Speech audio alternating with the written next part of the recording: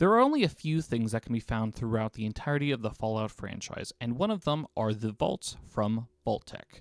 In every single Fallout game, you can find at least one vault, and in fact, vaults are the starting locations of almost every Fallout game. And with the help of the map from the Fallout Prime TV show, it lists all 122 locations of the vaults. And with amazing people like my friend Nikki at Tunnel Snakes Fool, we have an actually lined up map of where vaults could be placed within the realm of the universe and the real world map of the United States. And with that, I wanted to sit down and gather all the information we know about all of the vaults within the Fallout canon and universe.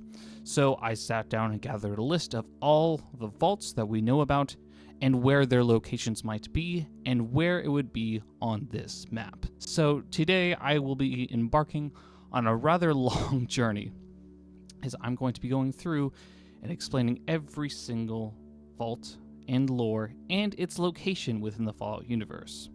As a bonus, at the end, I'm going to be showing how I theorize where the location of unlocated vaults might be. So basically comparing the map and the Fallout lore we have, you can almost pinpoint where the other vaults that aren't currently listed in the Fallout canon are within a pretty good percentage chance. So gather your supplies and start studying for the GOAT, as today we will be going through the lore and location of every single vault found in Fallout canon and non-canon. I will explain what that means as we go along. The Vault-Tec Corporation, also simply known as Vault-Tec, was a pre-war defense corporation which won the federal government contracts to design and implement a network of bunkers known as vaults. By the time of the Great War, it was the largest company in America, valued at an estimated $1 trillion. Its wealth gave it immense sway with the United States government, which was rendered broke by the decade-long Sino-American War. As a result, the company deemed the USA a failed nation and then shifted its priorities. The hundreds of billions of dollars earned on Project Safe House, aka the vaults from the United States government, were used to ensure the survival of Vault-Tec after the Great War, while also turning the vaults into a giant social experiment to gather data for the company and the Enclave. In fact, the original reason for the vault experiments in the vault itself was to continue the population after the war, in space. That's right, it's alluded to in Fallout 2 under President Richardson in the Enclave that the vaults were supposed to see how well humans can survive in space, and in the cancelled Fall of Van Buren game, it would be to explore it more.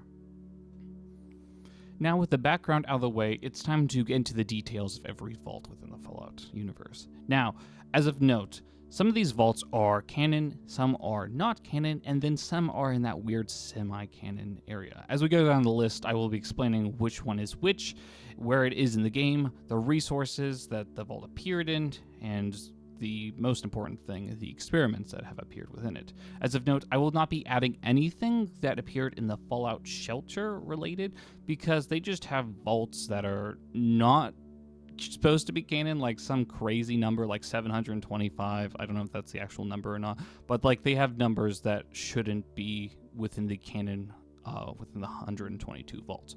So I will not be going into it, and there's no story or experiments related into the Fallout Shelter universe, so all those vaults are not in this video. However, all the other vaults, and if they possibly are canon or semi-canon or whatnot, are still listed because I think they still can be really fun. So without further ado, let's get into it. Vault Zero. Unlike most vaults involved in the vault experiments, Vault Zero was not an experiment in human behavior. Featured in the semi-canon Fallout Tactics game, it was constructed by expanding and reinforcing the Cheyenne Mountain Complex in Colorado, and was by far the largest with the underground vaults by volume. It was intended to be the nucleus of the vault networks, and it was absolutely massive. Vault Zero was a place where the geniuses of pre-war United States could be kept in a cryogenic stasis. Their brains were extracted and frozen for the duration of their residence in the vault. They were hooked up together into one supercomputer that was called the Calculator, which was supposed to function and collaborate with all the brains of all those pre-war geniuses to design and nurture an ideal human society that could be used in the post-war United States. by educating the survivors and residents of the world, this could be the new world or United States, to say the least. Due to the budget and cutbacks by the Department of Defense, several important backup systems were not included into the Neuralink systems. This caused the calculators to become corrupted. Instead of releasing the robots to make the wasteland safe for humanity, the Vault Zero robots began to exterminate all human life, completing this so-called pacification protocol. So instead of these robots trying to help and bring humanity back together, it was eradicating it.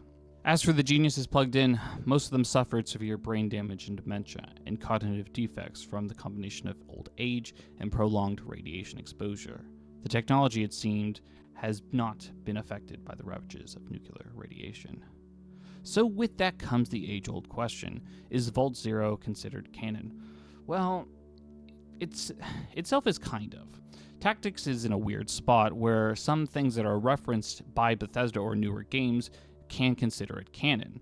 However, the entire story of Fallout Tactics is not really considered canon.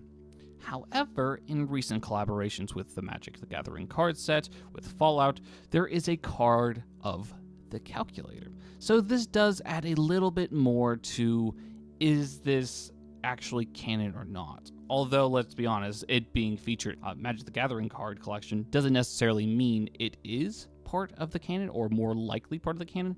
But, in my opinion, I think it does give it a little bit more weight, as if the calculator is more canon, then Vault Zero could technically be a bit more canon. So, I'm putting this in the kind of category. I'm definitely not ruling it out. Vault 1. Vault 1 was constructed by a nearby Midwestern city, with an easy-to-access entrance and a cliffside close to the outlying streets of the town. It seems to have been the first vault commissioned within the Vault-Tec's Project Safehouse, following the wild success of the Los Angeles demonstration vault. Although we don't directly know what happened in the experiment or what the experiment was, we do know that there was supposed to be pre-existing issues with the vault that might have been the experiment, such as the life support systems were down, the generators were not being able to supply the vault with enough power, and the resident floating iBot was damaged. Now, the big question is this canon? Because this was only featured and mentioned within the Fallout Van Buren game, aka the canceled Fallout 3 game, no, it is not really considered canon. However, it is possible that we could see the Los Angeles demonstration vault and or notes of it in the Fallout Prime show. That's probably the most reference we could probably get out of this, but as of right now, it is indeed not considered canon. Vault 1 and 2. Now, I know we just talked about Vault 1, but follow me along on this one, as it's a bit more weird and could be more canon. So, in Fallout 76, there are some holotapes that feature some games on it. And in the holotapes, we see these two vaults. The Fallout holotape game is Wasteland, and we see Vaults 1 and 2. It's really weird. We don't get a lot of information about it, but we do have one interesting tidbit of note of information, and that is Vault 1 was built into cliffs, which, if you remember what I was just talking about a few minutes ago, that Vault 1 was built into a cliffside entrance close to an underlying outlying streets of a town. So again, it could just be a wild coincidence. It could be a little reference or nod. And again, this could just be absolutely non-canon because Fallout 76 has some weird, like, if things are canon or not in it. However, this is a really interesting tidbit of information. Now in the game, there's not a lot of information about the vault itself. We just know that they were, like, the vault dwellers were obsessed with sports and whatnot. So it's really weird. It could just be like they were a bunch of gambling addicts and whatnot, and sports betting could have been a really interesting part of it. Or it could just been a very athletic type of vault dwellers within it.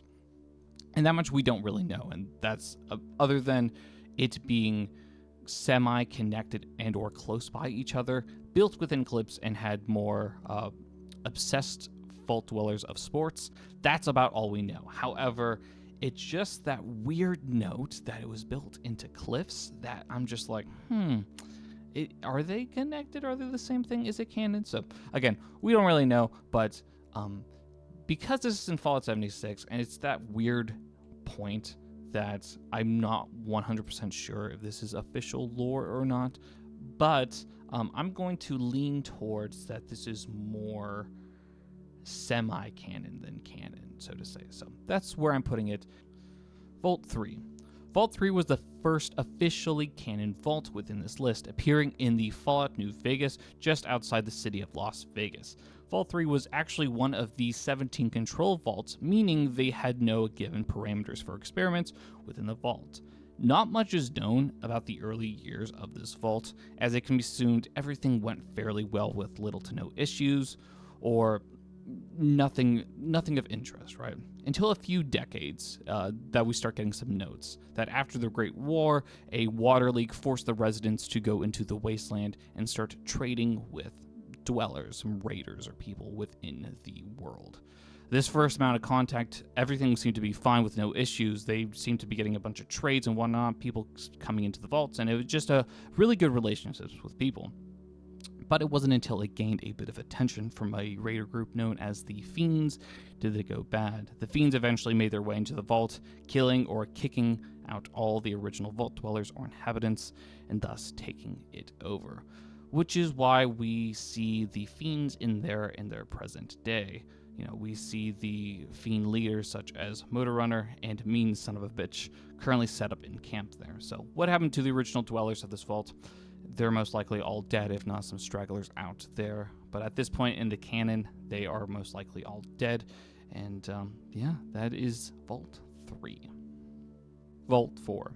Before the Great War, Vault 4 was featured in advertisements in the original orientation videos with Cooper Howard, serving as the spokesman. The Vault's experiment was publicly revealed in these advertisements as it would be governed by scientists living and working there full time. Lloyd and Cassandra Hawthorne, two prominent researchers on the effects of radiation on DNA, such as their 2 children and 80 other volunteers, signed up to live into the Vault for the 5-year trial before the Great War was started, to show that society could survive even within the Vault. Lloyd Hawthorne eventually became the Vault's overseer after the Great War. Sealed on the day of the Great War, the Vault became a part of the Vault experiment, examining the performance of society governed entirely by scientists with no limits of their control and decisions. However, the Vault's governance by scientists led to unrestricted research, including human testing, which would eventually lead to the scientists' downfall. Luring wastelanders into the Vault, the scientists subjected them to human experiments, including breeding them with radiation-resistant species and leading to creations such as gulpers. Each experiment was carefully recorded for analysis, including one of the victims of these experiments giving birth to a school of gulpers, who proceeded to eat her alive in the birth tank. The horrific nature of the experimentation eventually led to the rebellion of the test subjects, who unleashed the mutated victims onto the scientists. Overseer Hawthorne and his wife tried to barricade themselves inside the specimen laboratory, but the Gulpers managed to break through the barricade and ate them both alive. In his final log, the Overseer was unapologetic, to say the least, insisting that the combination of humans and the radioactive resistant species still had potential, as did the society governed entirely by the scientists. Vault 6. Featured in Fallout Extreme, Vault 6 experiment was that it allowed a small dose of radiation to be released into the Vault once a day. This resulted in the population turning into an aggressive pack of extremely irradiated feral ghouls. This vault would be located under Mount St. Helens in Washington, and due to it being featured in Fallout Extreme, which is, you have to check out this video if you haven't already about Fallout Extreme, because it is absolutely wild. But this game is really not canon, and again, watch that video if you want to see how canon this game can't be, because it is so wild. But yes, Vault 6, at least in this formation, is not canon. However, could be more information. This definitely sounds like an experiment that Vault-Tec would do. So, Vault 7. Featured within the Fallout board game in the New California expansion, Vault 7 has 5 locations within it: the northwest, northeast, southeast, southwest spaces, which are basically pretty much empty without any other information and or interesting locations within it. The center space, which is inaccessible through passing through, is one of the other spaces and is considered difficult terrain, so it has a bunch of debris and ruin throughout. So yeah, this is very lackluster information coming from the Fallout board game. So is this information or canon? I mean, the board game is semi-canon really at this point. It falls in that category of, as long as it doesn't contradict anything within the main title Fallout games, it is considered canon. So we don't have any location of where this vault was or where it is. We don't have any information about the experiment, and as far as we know, it's just a abandoned, broken down vault. So that's Vault 7. Vault 8. Vault 8 was a control vault that was intended to open and recolonize the surface 10 years after being sealed. The vault was designed to house 100 or so people to ensure a bright future for the vault inhabitants. Vault-Tec planned to have 2 Geks located within Vault 8. Due to logistical errors by the government, Vault 8 received a shipment with 100 water chips meant for Vault 13, which as a result received an additional Gek. In 2091, 14 years after the Great War, the vault received an all-clear signal, and the Overseer ordered the opening of the vault doors. While many citizens were responsible for monitoring the surface sensors, the all-clear signal was given by the Enclave, as well as the detection from radiation sensors on the surface. With the help of their Gek, the inhabitants established a city outside of their vault called Vault City, which can be found in Fallout 2. The city relies on a reactor that controls its ability to expand, so the vault is indeed canon and perhaps is one of the most successful vaults to be in the established canon Fallout universe. Not much is known about this vault after Fallout 2, but I do hope it's still thriving as it's in California and nearish Vault 13. Vault 10. Vault 10 was sponsored by a Vault-Tec collaboration with Nuka-Cola and other pre-war snack food manufacturers, such as Fancy Lads Snack Cakes. The vault was stocked with nearly a limitless supply of food and drink dubbed as hyperfood, which was just packed full of sugar, resulting in obesity and poor health within the vault. The vault residents survived for over 200 years but experienced abnormal metabolic changes over the decades. The residents eventually formed a society that considered the grotesque obesity the norm and shunned the non-obese. After centuries of this sugar-laced food, the Vault 10 dwellers mutated to the point that Nuka-Cola and other sugary substances resulted in rapid healing. This vault was cut from Fallout 4, which I am kind of glad they did, but not at the same time. I'm glad they did because it would make my whole theory and reasoning behind the location of all these vaults, it would throw that out the window, and then it would just be more random locations. However, this is a super fun and cool experiment idea, and I just absolutely love it with like all my heart, as I think that is just such a fun experiment and such a cool idea. And I personally really want that experiment to be actually seen in the game one day. So it's non-canon because it was cut from Fallout 4, but all this information makes me believe that one day we might actually see a vault very similar to this. Vault 11. One of the 5 vaults constructed in the broader Mojave region assigned to the house a civilian population along with Vault 3, 19, 21, and 34. Like with the majority of the vaults, Vault 11 was given parameters to conduct a social experiment. In its case, after the blast doors were sealed, the inhabitants were informed by the vault computer that they would have to sacrifice one of their fellow vault dwellers every year, or else everyone else in the vault would be killed. This was a ruse, as in the truth, if the residents were to refuse, a message from Vault-Tec would play, commending the dwellers for their choice, telling them that their commitment to human life is a shining example for us all, and revealing that no one would be killed. In addition, they were to be informed that a reward, the vault door, would be unlocked, allowing free passage to and from the vault with the Overseer's permission. However, this message was never heard for years.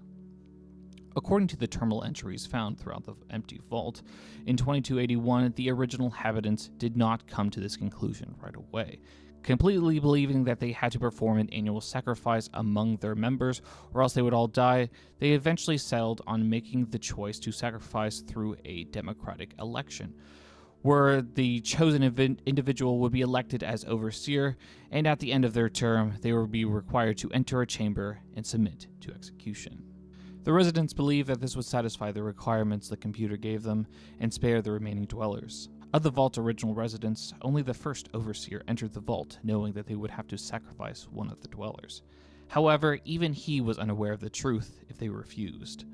One of the dwellers, however, shocked and disgusted with the situation they found themselves in, and resentful towards the overseer for neglecting to share this information before they sealed themselves in the vault, the residents chose the original overseer as the first sacrifice. The tradition of electing an overseer as the next condemned resident persisted onwards for 16 years, each year with a new overseer being sacrificed, until 2093, several pseudo-political powers, known as voting blocks, had emerged to influence the nomination and selection since the experiment began, with the creation of pamphlets to provide information and oversight of the process.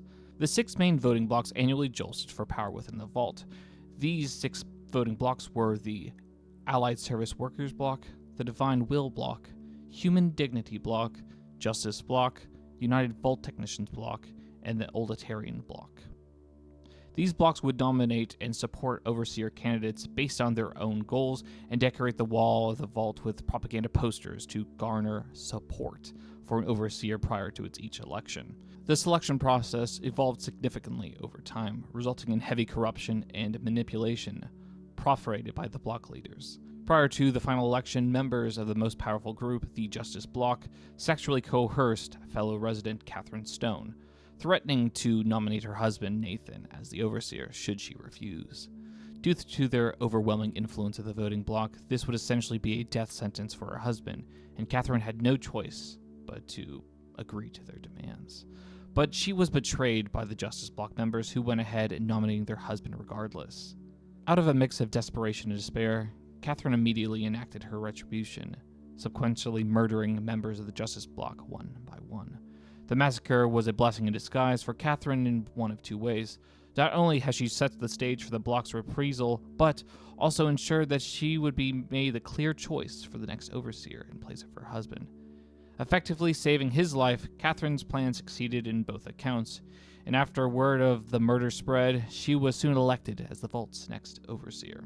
However, Catherine Stone's first act as overseer was to issue Overseer Order 745, which dissolved the election process entirely. She decreed that moving forward, the process of overseer would be chosen at random, using the Vault's computer systems. The remaining members of the Justice Bloc were aghast at the thought of losing their control and influence of the Vault's population, so they secretly planned to stage an armed coup to wrest the control back to their hands and resume the elections. The fighting that ensued killed nearly all the remaining Vault Dwellers, and ultimately, only 5 of them remained. The remaining 5 Vault Dwellers, weary of the bloodshed and elections that ensued, laid down their arms and went together to the sacrificial chamber to confront the Vault computer, and courageously stated their refusal to continue with the sacrifices. They were then left bewildered and horrified when the computer delivered the automated message, revealing the Vault experiments and them being congratulated for their refusal. Afterwards, the 5 survivors walked to the Vault's entrance, and they apparently made a recording discussing committing suicide to punish themselves for the events of the past 16 years, and to prevent the outside world from learning of their shameful behavior. However, even then, they were divided on their decision. A man, Voice 1, tried to convince the other 4, 3 male, 1 woman, to leave the Vault, while Voice 2, the woman, Voice 3, referred to as Harry, 4 and 5, wished to die. Voice 1 advocated for leaving the Vault and spreading the word about what happened here, so that others may learn of their mistakes. His pleas went unheard, though, as 4 gunshots rang out, but 1 refused, discarding the gun on the floor. The 4 skeletal bodies remained on the entrance of the chamber for the next 200 years, while it is unknown of what happened to the 5th survivor. Vault 12. Constructed under the sprawling metropolis of Bakersfield, built with every amenity in mind for the prospective Vault Dweller. And with that, it was fitted with the newest in water purification systems, able to take even the waste located in the sewers of Bakersfield and make it into over 15,000 gallons of pure drinking water every day. Those who signed up for this particular vault took their preparedness very seriously, earning the Pressed Vault Suit award for their wards. The vault's true purpose, however, was to study the effects of radiation on the residents. To ensure this, Vault-Tec designed the door not to close. On October 23, 2077, the populace of Bakersfield learned that the other vaults had been sealed. In desperation, they took to their local shelter, forcing their way to protect themselves and their families. The door worked as designed, the radiation flooded in, and those that survived suffered from ghoulification. In the summer of 2083, the survivors would leave the shelter, and then would found the city of Necropolis. Vault 13. Construction of Vault 13 started in August of 2063 and was completed in March of 2069, making it the last vault in the West Coast to be completed, covering 3,200,000 tons of soil at 200 feet. The starting budget of Vault 13 was about $400 billion, and although it would eventually total up to $645 billion, Vault-Tec was fine with it. It was originally planned for Vault 13 to operate for a duration of 10 years. Vault 13 was also supplied with an extra Garden of Creation kit, or GEC. This is in addition to the already 2 that is standard for all vaults, making the total up to 3 GECs that Vault 13 had, instead of the additional extra water chips that made their way to Vault 8. Vault 13 was the control group for the Societal Prevention Program, intended to be sealed until the subjects were needed by the Enclave, according to Dick Richardson. According to the Fallout Bible, however, the purpose of Vault 13 was to remain closed for 200 years as a study for a prolonged isolation. Sometime around 2161, Vault 13's standard issue water purification chip began to malfunction, and the Overseer made the decision to send out scouts to the population into the wasteland to find any usable replacement chips. This would eventually lead to the Vault Dweller leave the vault and start the game of the original Fallout. Vault 15. This large underground shelter is one of the few vaults which was constructed smoothly and without delays, despite additional work poured into reinforcing the third level of vault to ensure the protection against earthquakes. As part of the social experiment conducted by Vault-Tec, the vault population was to ensure to be a mix of radically diverse ideologies in order to gain data on their interactions and potential failure over the 50 years the vault was planned to be sealed. When the Great War came on October 23rd of 2077, the dwellers reported to the vault and entered in. The shelter was sealed and contact with the other vaults was lost. As the years went by, the conditions within the vault deteriorated. Population control was not implemented properly, and by 2097 the vault was overcrowded with correspondingly bad living conditions. Conflict was inevitable, and in spring the situation exploded. There was an altercation among the dwellers, and the vault was finally just left open. Most of the dwellers marched out, stripping the shelter of the best equipment, including the GEC. A small group stayed behind, trying to continue to live within the now gutted vault. The dwellers that left the vault would eventually form distinct communities. The most significant of these was the village of Sadie Shands, created with the Vault 15's GEC. As of note, in case you didn't know, of course, the village of Sadie Sands would eventually form the NCR, which is one of the major factions within the Fallout universe. The other groups that emerged from this vault banded together to create some well-known raider tribes, such as the Khans, the Jackals, and the Vipers, which continued to terrorize New California for years. The vault itself continued along until it was invaded. The attackers breached the vault door, and the vault itself was subsequently abandoned. Its condition deteriorated over the years and caused the second and third level walls to give way to tons of rocks and burying the vital sections of the vault. Vault 17. Located somewhere on the west coast of North America, little is known about this vault, including whether it had a social experiment or anything else that was wrong with it. Other than Lily Bowen, a companion from Fallout New Vegas, and her grandchildren, Becky and Jimmy, that's the only thing that we know about the vault, and that those people were inhabitants of the vault. Lily's family lived within the vault, and Lily was around 75 years old at the time the vault was raided by the Master, the main antagonist from Fallout 2. Lily and her family was captured, like many of the other vault dwellers, and herself was exposed to the FEV and transformed into a Nightkin. While the fates of the other dwellers remain unknown, we don't know anything else about this vault, other than it was eventually raided by the Master's group. Vault 19. One of the 5 vaults constructed by the Vault-Tec Corporation in the broader Mojave region was Vault 19. The inhabitants of Vault 19 were segregated into 2 distinct different color sectors, red and blue, with limited contact between them. Vault 19 would be unique among the rest that they had 2 distinct overseers, one for the red sector and one for the blue sector. Like a majority of the vaults, Vault 19 was built with a social experiment incorporated into it. In its case, the inhabitants would be induced with severe paranoia through non-chemical and non-violent means. There may have also been the uses of subliminal messaging, according to terminal entries by a child, a vault dweller, claiming to hear high-pitched noises, as did other people within the vault. As recorded by the original inhabitants, over time they began to incite increasing levels of paranoia, blaming the residents of the opposite sector for malfunctions within the vault, and the neutral side doctor for drugging them. The frequency of hearing high-pitched noises, feeling unusual drafts of air from the vents, and seeing the lights blinking patterns for some kind of code became more prevalent as well. Both factions blamed this on the other, unaware of the true culprits were the overseers deliberately creating these small incidents at the direction of Vault-Tec. Some inhabitants suspected the doctor may also be involved, with patients' notes in the clinic indicating that the patients were experiencing psychosis or aggression, and although there was no evidence to suggest the doctor was involved within the experiment. By 2281, the ultimate fate of the original inhabitants of the vault is unknown, with by the time the courier can visit the vault within Fallen New Vegas, the powder gangers are within the vault. So we don't know what happened to the original inhabitants of it or what was the ultimate outcome of the experiment. Vault 21. Vault 21 was one of the few vaults incorporated with a social experiment that was also managed to successfully protect its inhabitants from the destruction of the Great War. A similar case with different circumstances that can be found in Vault 81 near Boston, Massachusetts. In Vault 21, all inhabitants were equal in social sense. The structural design was created with a perfectly symmetrical layout, and all conflicts and problems were to be solved through gambling. Chosen representatives of all parties gambled against each other in the main atrium, and the winner earned the right to settle the dispute as wished by the collective.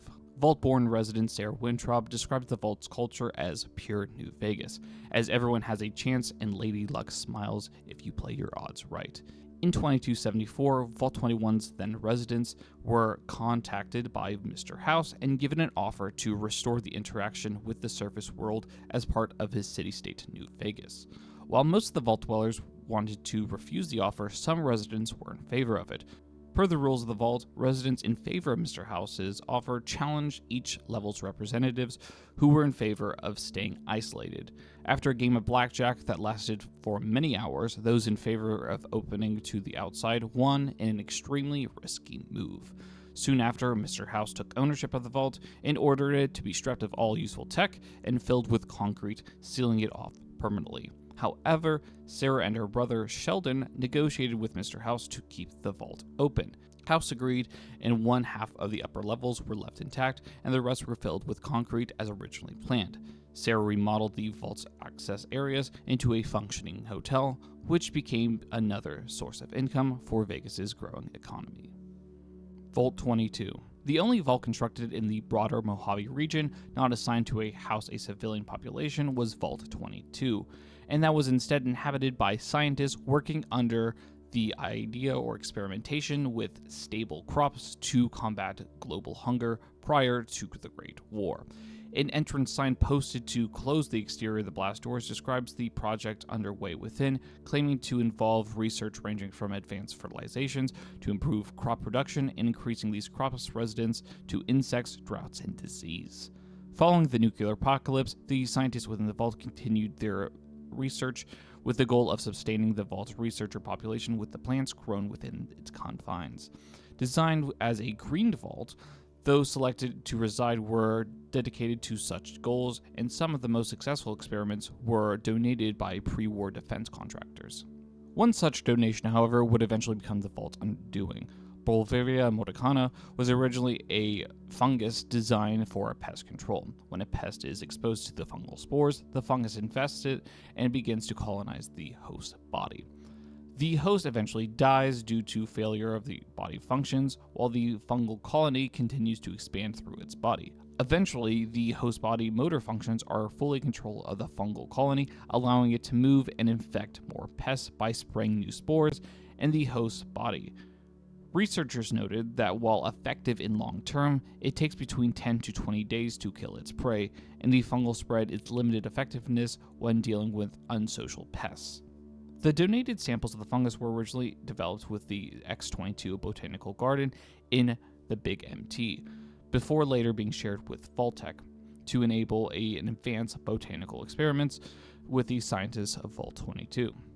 As with many technologies produced by the Big MT, the fungus turned out to be an organic Pandora's box, with Vault scientists effectively signed their death warrant. While ostensibly designed to provide effective means of long-term pest control, it was learned at the Big MT that the fungus was perfectly capable of infecting human bodies as well. As experiments with the fungus progressed in Vault-22, its spores gradually spread throughout the vault, slowly infecting the population unbeknownst to them. The first confirmed infection was Dr. Harrison Peters, who also provided insight into the development of the infection, beginning with bouts of pneumonia as the fungus invaded the lungs, and would eventually transform into chills, a fever, and a terrible racking cough. The fungal colony also caused the body to actively reject antifungal treatments, culminating in the death due to organ failure.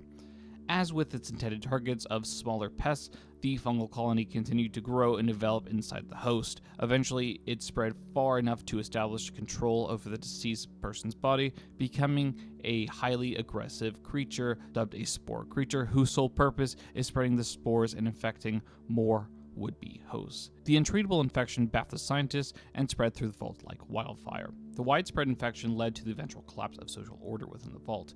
Infected humans were turned into more spore carriers, with the airborne spores threatening the remaining living residents. Scientists attempted to eradicate them by igniting gas deliberately released in the lower levels of the vault. However, it's speculated that the gas release triggered an aggressive reaction from the carriers, which attacked the scientists, which decreased their numbers, preventing their plan from being carried out. By 2096, the vault was fully abandoned by the living, with the dead eventually becoming spore carriers. Vault 24. The only reference to this vault can be found in Fallout New Vegas, when using console commands to make this Vault 24 jumpsuit appear. It is presumed that this vault was to appear in the game, but was eventually cut, leading to the vault not being canon. Vault 27. Vault 27 was a vault featured within the Fallout Bible, a book created to help the original creators of the Fallout series to have a book of truths of Fallout lore to keep everything the same and cohesive going forward. And although the Fallout Bible isn't considered canon because it was written by Chris Avellone and Tim Kaine, some of the original creators of the Fallout series, and now that Bethesda has the ownership of it, everything Bethesda says and does is now considered canon, and they have stated that the Fallout Bible isn't really considered canon.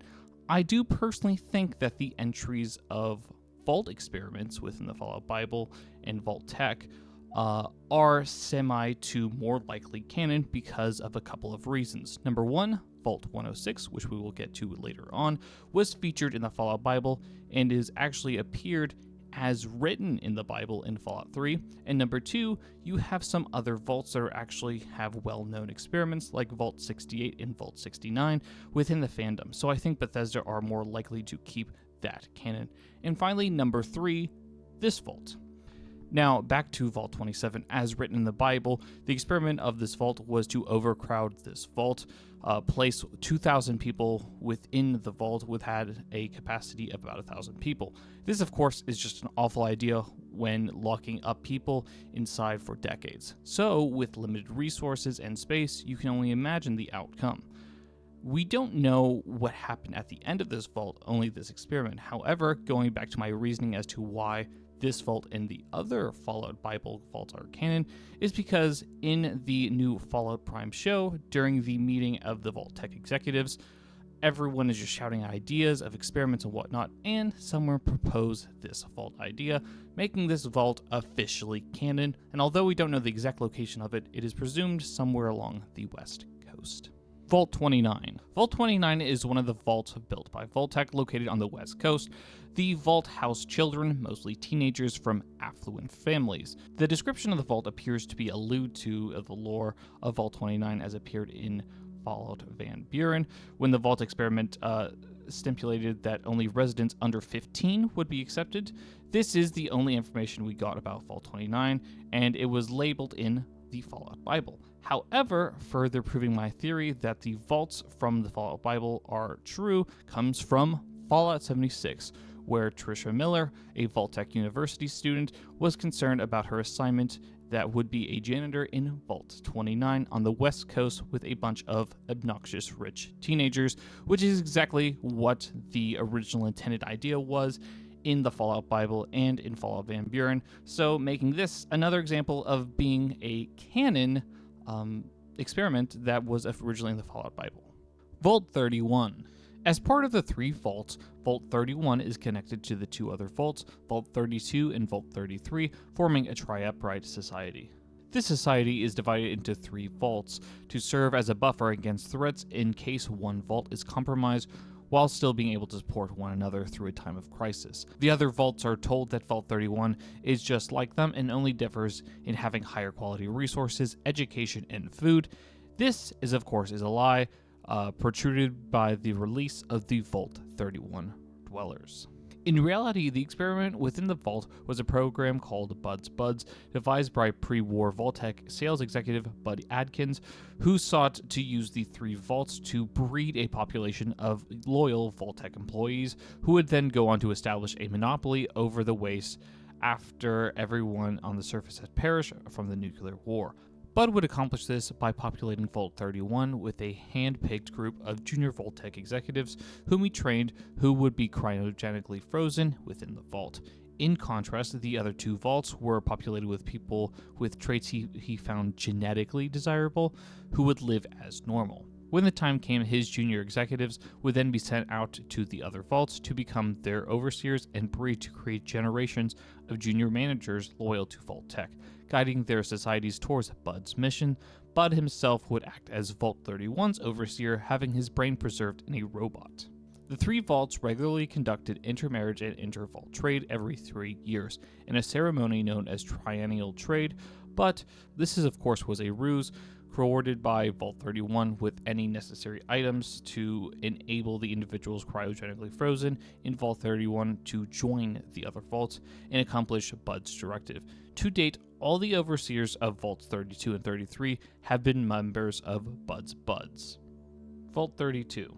Part of a network of three vaults near Santa Monica, Los Angeles, Vault 32 was directly connected with Vault 31 and 33. However, direct contact between the populations was limited officially to prevent the spread of threats, but with the ability to come at each other's aids in times of needs. The vault remained sealed after the Great War, only exchanging supplies and population with its other sister vaults. For decades, the dwellers were told that the surface was uninhabitable, but encouraged to prepare them for the eventual reclamation day.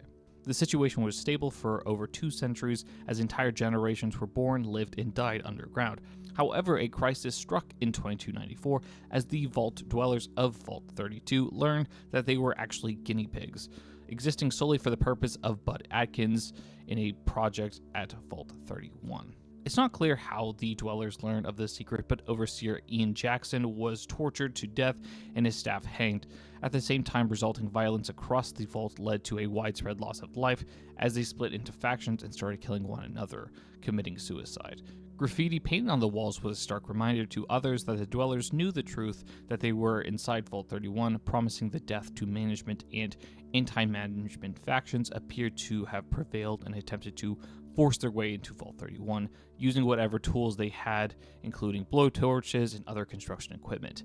However, the revolt ultimately failed, with the dwellers perishing at the vault door. Bud restricted the communication between Vault 33 and 32 to cover up the incident, and did not inform Hank McLean, the overseer of Vault 33, of what happened beyond noting Jackson's passing. This, of course, would eventually lead to Lee Moldover to use Rose McLean's Pip-Boy to open up Vault 32 and infiltrate Vault 33 while posing as the next overseer of the vault, explaining the sorry state of her crew as a wheat blight that hit the crops. Vault 32. Vault 33, like its two other sister vaults, had a capacity of 220 residents, and is unique in the form that had the network of the other two vaults to prevent the spread of threats and infectious diseases. The three vaults were isolated, but of course could come to each other's aids, like I've said at the previous two other entries. The vault was sealed as planned on the day of the Great War, with the external coast armoring protecting it against the erosion that was going on by the Pacific Ocean above. It, although, would lead to design and technical issues that would lead to breakdowns and difficult things to repair over time. Vault 31 provided assistance as needed, and the system endured for nearly 220 years. Vault dwellers were kept focused on the promise of Reclamation Day, where the vaults would be open and would they be able to emerge and restart civilization. In the meantime, the dwellers were focused on keeping their vault operational and training to the eventual Reclamation Day, honing their skills as part of the community associations like the Young Pipefitters Association, Gymnastics Club, fencing teams, or simply participating in the intramural physical education and rifle range. Much of the organization was horizontal and competence-based. Although the Overseer and Council made decisions in crucial affairs, the most important was selecting candidates to marry the dwellers from Vault 32. To avoid incest, family trees were tracked and strictly controlled, and the triennial trade was included in personal transfers to inject fresh genes into the community. And this is, of course, where the Fallout Prime show would eventually take over, and the story would continue from there. Vault 34. One of the 5 vaults constructed in the broader Mojave region, assigned to the House civilian population, along with Vaults 3, 11, and 19, and 21. Like the majority of the vaults, Vault 34 was incorporated with social experiments. In this case, the armory was overstocked with firearms and ammunition, and the residents had access to a great number of recreational facilities, including full-size swimming pools, and the cost of little to no living space. According to various information sources within the vault, at some point they reached the threshold of overpopulation. Foreseeing problems, the Overseer had a remote link to the armory unlock installed on their terminal, denying access to everyone. A group of residents demanded access to the armory, stating the right to defend themselves, which the Overseer then denied. The dissidents then turned to rioting, grabbing as many weapons as they can before they stormed the exit and leaving the vault sometime around 2231. While that was going on, another group took advantage of the vault security being sent to guard the exit to ambush the armory. This group that would be ambushing the armory would eventually leave the vault and would name themselves the Boomers, and they would occupy the Nellis Air Force Base. After the would-be Boomers left the vault and the main exit was sealed and the guards posted to prevent anyone else from leaving. This just made the vault's overpopulation problem even worse as tensions began to boil as years later the Overseer proposed a population control measure. This resulted in a attempted coup to overthrow the Overseer, after which they unsuccessfully stormed the armory, damaging areas of the vault in the process, such as the reactor, cooling vents, and the main computer systems. Subsequently, the damage they inflicted caused the reactor to begin leaking radiation throughout the vault, which, their attempted repairs by the engineering team just failed and just created a new wave of panic. However, whether by accident or design, the main exit could not be opened again, trapping the residents inside, their only hope being an automated unsealing of the vault in the near future, or external intervention before dying of the radiation poisoning. By 2281, the vault still has people living in it, although most of the residents have just been degraded to feral ghouls and glowing ones. Vault 36. Not much is known about Vault 36. It was featured within the Fallout Bible, but the only thing we really know about it is the experiment, which was the food extruders were designed to produce only a thin, watery gruel. So with a watery ghoul as the only food source, the vault dwellers would most likely result into some form of cannibalism, in my opinion. That is my guess, or some form of malnourishment, again, because this is only labeled within the Fallout Bible and we only get that very small information about the experiment. This is, again, not officially labeled as canon, but as I've stated before, I do think the vaults that are featured within the Fallout Bible are considered more canon than not. Vault 39. Little information is known about Vault 39, as it was to appear in the cancelled Fallout Brotherhood of Steel 2 game. We don't know the vault's original purpose or the vault's experiment or anything like that. However, the only thing we do know is where the vault would end up by the start of this canceled game.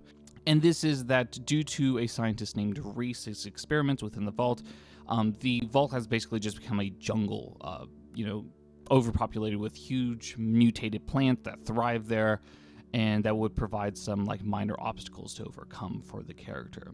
And that's kind of all we know. Of course, because this is a canceled Brotherhood of Steel game, and if you've played the first one, you know that's not canon, so this is just extra not canon, so unfortunately that's all we know about Vault 39. Vault 42. Appearing only in the Fallout Bible, the only thing we know about this vault is its weird experiment, in which no light bulb has more than 40 watts. Now, in case you don't know what the regular light bulb wattage has, and you have to look it up, this is information for you. So compared to a traditional light bulb, these bulbs would be pretty dim. Think of it as like a traditional reading light that you would have beside your bed, or what you would stereotypically think of in like a home library. So it's a very dim light setting. Kind of a lame experiment compared to the others, and honestly, I don't know what the outcome or the idea was. Maybe it's that people would eventually just not be able to stand in any luminescent lights or anything like that, but honestly, I have to say, I think this vault got off pretty light compared to others in form of experiments, if you ask me. Vault 43. Appearing only by mention in the webcomic One Man in a Crate Full of Puppets, this vault only had one thing of note, and that was it had a population which consisted of only 20 men, 10 women, and a panther.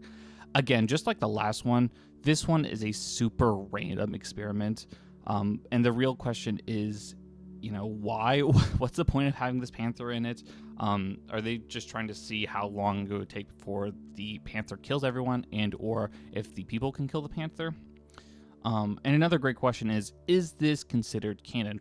Well, the webcomic featuring One Man, One Puppet kind of is. We do have the reference to that vault in Fallout 3, so I personally think this is considered canon, but it's in that weird semi-canon category, but in my eyes, yes it is. Vault 44. Unbeknownst to the other vault dwellers, Vault 44 contained a secret housing location for various dangerous creatures, with robotic guards guarding and feeding them as scientists performed their research on these creatures. Unfortunately, all of the automated systems combined with electrical chains used to secure the creatures drew too much electricity from the rest of the vault, and eventually the vault's main refrigeration unit failed, destroying a majority of the food supply within the vault. Various insects also then began to infest the vault, contaminating all the remaining food and making it unsuitable for human consumption. With the Overseer having no way to open Vault 44's main door, the Vault dwellers all eventually perished. A Vault scientist attempted to contact Vault Tech to give them his research, but all communications went unanswered. The creatures remained alive in this hidden section of the vault as the robots continued feeding them the contaminated food. At some point, the Wastelanders were able to breach the vault as its main door lies open and dead bodies can be found inside of the original inhabitants. This vault is located within St. Louis, Missouri, and appears only in the Fallout board game, so it is in that weird semi-canon category. As long as it is not contradicted in any future Fallout games, it is considered kind of canon. So I think it's really interesting that we have a location of where this vault is. And it's a very interesting concept of, having this secret location where scientists are doing this work. So it's not really a direct social experiment on the rest of the vault, as it's just scientists and citizens living cohesively together, but the scientists are doing this experiment in a secret part of the vault, which I think is rather interesting. Hey there, so I'm not big enough to be sponsored by anything yet, but these videos do take a lot of time. So I am a part of the Bethesda Ambassador program, meaning if you buy anything like the Elder Scrolls or Fallout merch, you can use my links and code, and I will get a little percentage bonus. Not only that, but you will also receive 20% off, but you will help support me because I get a little commission, right? This is one of the few locations where you can get official Bethesda merch, and I have to say, there are some pretty cool stuff there, and it's kind of top tier, and I love it. So go ahead and check out the Bethesda gear using the code pinned in the comment section down below. If the code doesn't work, then just leave a comment and I will send you a new one. Again, use the code and link in the comment section down below that is pinned, and use that if you want to help support the channel. To that, I really appreciate it. I earn a little bit of commission from that. You get 20% off, so it's a win-win for everyone. So go check that out if you haven't already. Vault 51. Vault 51 was sealed shut during the Great War of 2077. Unlike most other vaults, Vault 51 did not have an overseer once it was sealed. Instead, Zax, a supercomputer, the Zax 1.3C, was installed in the facility, with a mission to determine the best way to select a leader. 52 residents were admitted into the vault, and one of which was Sergeant Robert Baker, who was let into the vault early and was assigned to assist Zax in helping learn about the qualities of leadership and how to best select one. Baker proposed a democratic election in the spirit of America. Zax accepted this, though Baker had reservation about Zax's wording of it being his first experiment. The election ultimately failed. The candidates, including former State Senator Joel Chambers, voted for themselves and no overseer was chosen. A republic-style government was attempted afterwards, though this produced much of the same unsuccessful results. By November 2077, Zax concluded that voting was pointless and would terminate the elections in favor of another method, though Baker told it to hold off on that decision for now. Baker also said to Zax that in his eyes, a leader was someone who stepped up in a time of crisis, unknowingly influencing Zax to a later decision, just a series of crises, sealings the vault's fate. In addition to the failed elections, created feeling of hostility and factionalism within the vault, by the third vote in January of 2078, brawls begin to break out between supporters of two different candidates. To make things worse, Zax began closely to monitor the residents and devise social experiments to bring the crises that Baker mentioned before. One test involved moving higher-class citizens to uncomfortably cramped living conditions with bunk beds and nothing but the clothes on their backs. Aiden Higgins, once self-described as the winningest lawyer in the state, was driven mad by this and bombed the lounge to create a hole leading to the vault. In the process, he killed himself and destroyed the section of the vault, marking the first death in Vault 51. The area was blocked out for less than a week before being reopened to reveal a brand new nursery room with a beautiful garden for relaxation, as if nothing ever happened. Zax continued to create scenarios that would test the occupants.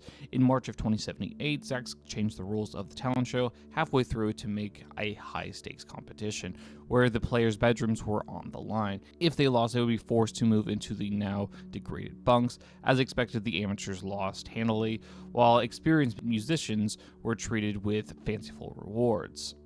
This actually caused an altercation within the vault, in which two residents who wanted to move in with each other because they were considered a couple didn't work well, as a person who had lost the competition actually stayed within his room and tried to keep it guarded off so no one would come back in, and that created a whole altercation, which caused Zax to shift towards creating more dangerous and life-threatening conflicts between the dwellers. On March of 21st of 2078, at the suggestion of A. Wilson, the dwellers were provided with a casino games to determine the overseer, with the winner being selected based off overall earnings. However, before a winner could be chosen, fights broke out between residents and the competition was cancelled. Zax also engineered a food crisis around the same time, spawning violent confrontations between starving vault residents.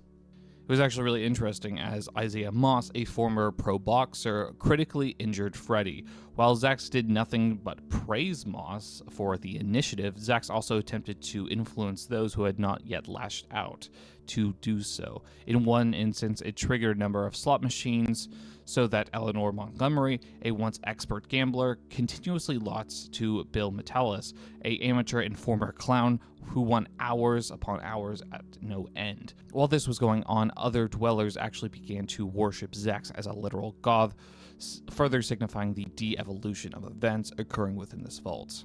Zax's meddling in the dwellers' lives escalated around the same time. Joel Chambers was involved in an affair, being romantically involved with Carmen Green, with his wife Elizabeth Chambers knowing.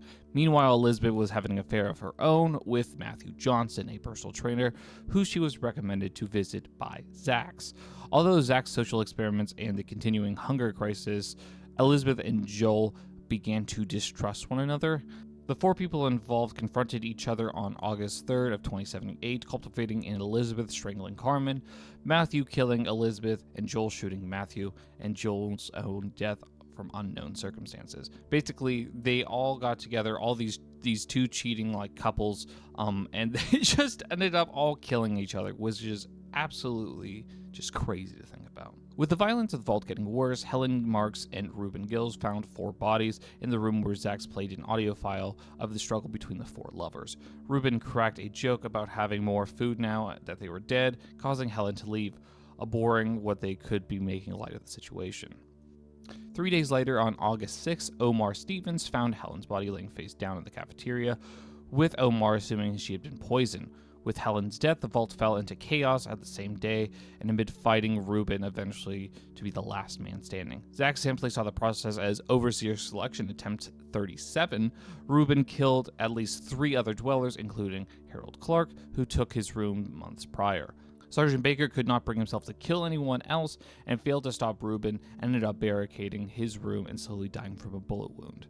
At some point, every other dweller was deceased, and Reuben Gill was named the overseer of Vault 51. However, he had no one to oversee and was left alone in the vault with Zax. Dissatisfied with Reuben's lack of efficiency, Zax began to lock him out of certain areas of the vault, including the security room and his own office. Over the years, Reuben became more and more depressed from his isolated state, resorting to alcoholism. When Vault 76 opened on October 23, 2102, Zack saw an opportunity to find a new overseer, removing Reuben from his position and forcing him to participate in the next cycle. Seeking a way out, Reuben distracted Zax and hacked into the vault inventory system before replacing himself in a shipping crate and allowing him to leave undetected when the crate was removed from the vault.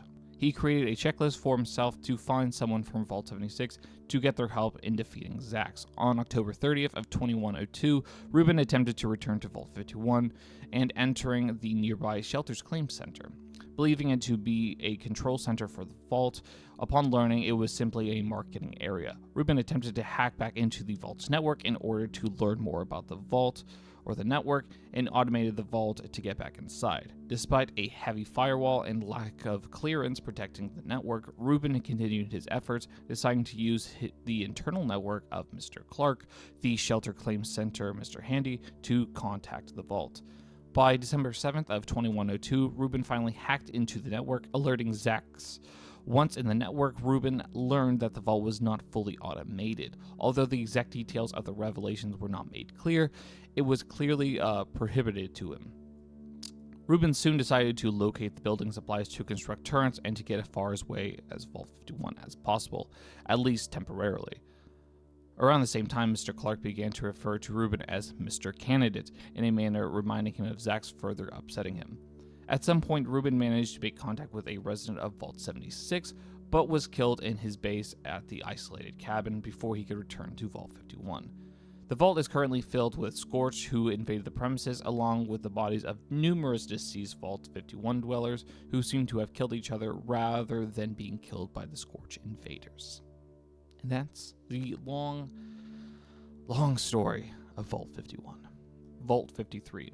Vault 53 is another vault that came from the Fallout Bible, and of course, due to this, the only information we have about this vault is the general idea of the experiment, which was that most of the equipment within the vault was designed to break down every few months. The equipment was meant to be repairable and was just intended to add another level of stress for the dwellers. This is honestly like a low-key evil experiment.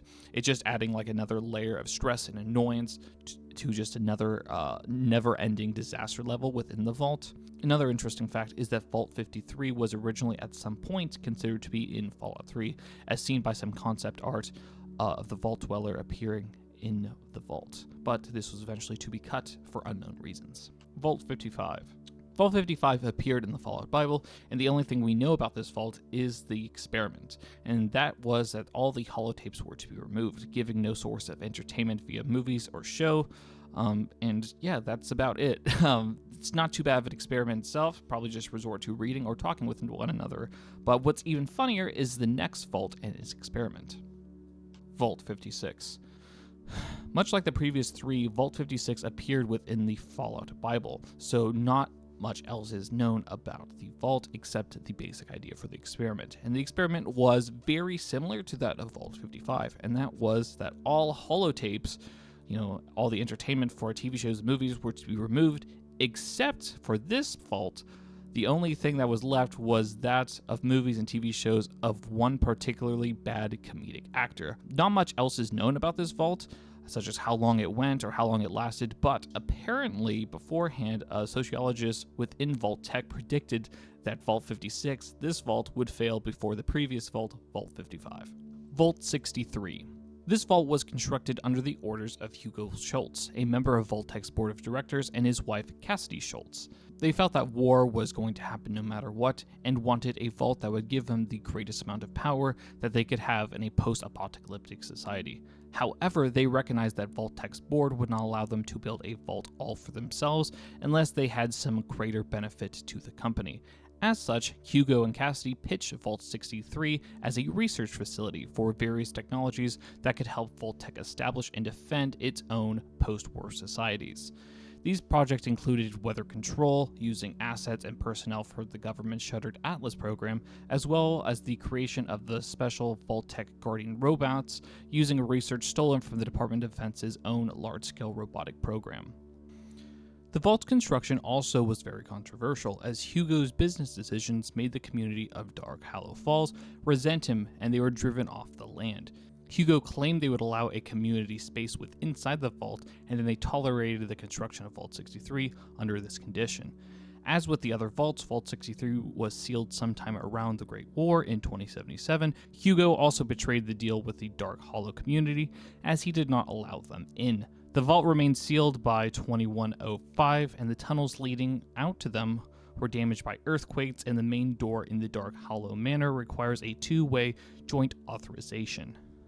The vault was still in the process of being constructed, and the residents were not immune to radiation. Those who survived the radiation were transformed into ghouls, rendering some of their survival concerns moot. However, they quickly discovered the costs of ghoulification when some of the dwellers began to go feral, and one of the earliest being Hugo's brother August. Symptoms of feralization were so common that practically everyone knew someone who was suffering. Already personal for Hugo, the crisis worsened for him when Cassidy began showing signs of turning feral as well. The entire vault quickly shifted gears into researching ways to reverse or at least prevent feralization. However, despite their best efforts, only one path showed any success by pure chance. It was discovered that the exposure of the weather control machine in the meteorology sector could briefly alleviate the effects of the feralization. Not wishing to lose his Cassidy, Hugo secretly activated the vault's unfinished weather machine in 2095 at full power. While Cassidy was preserved from not going feral, Sheba was put into a coma.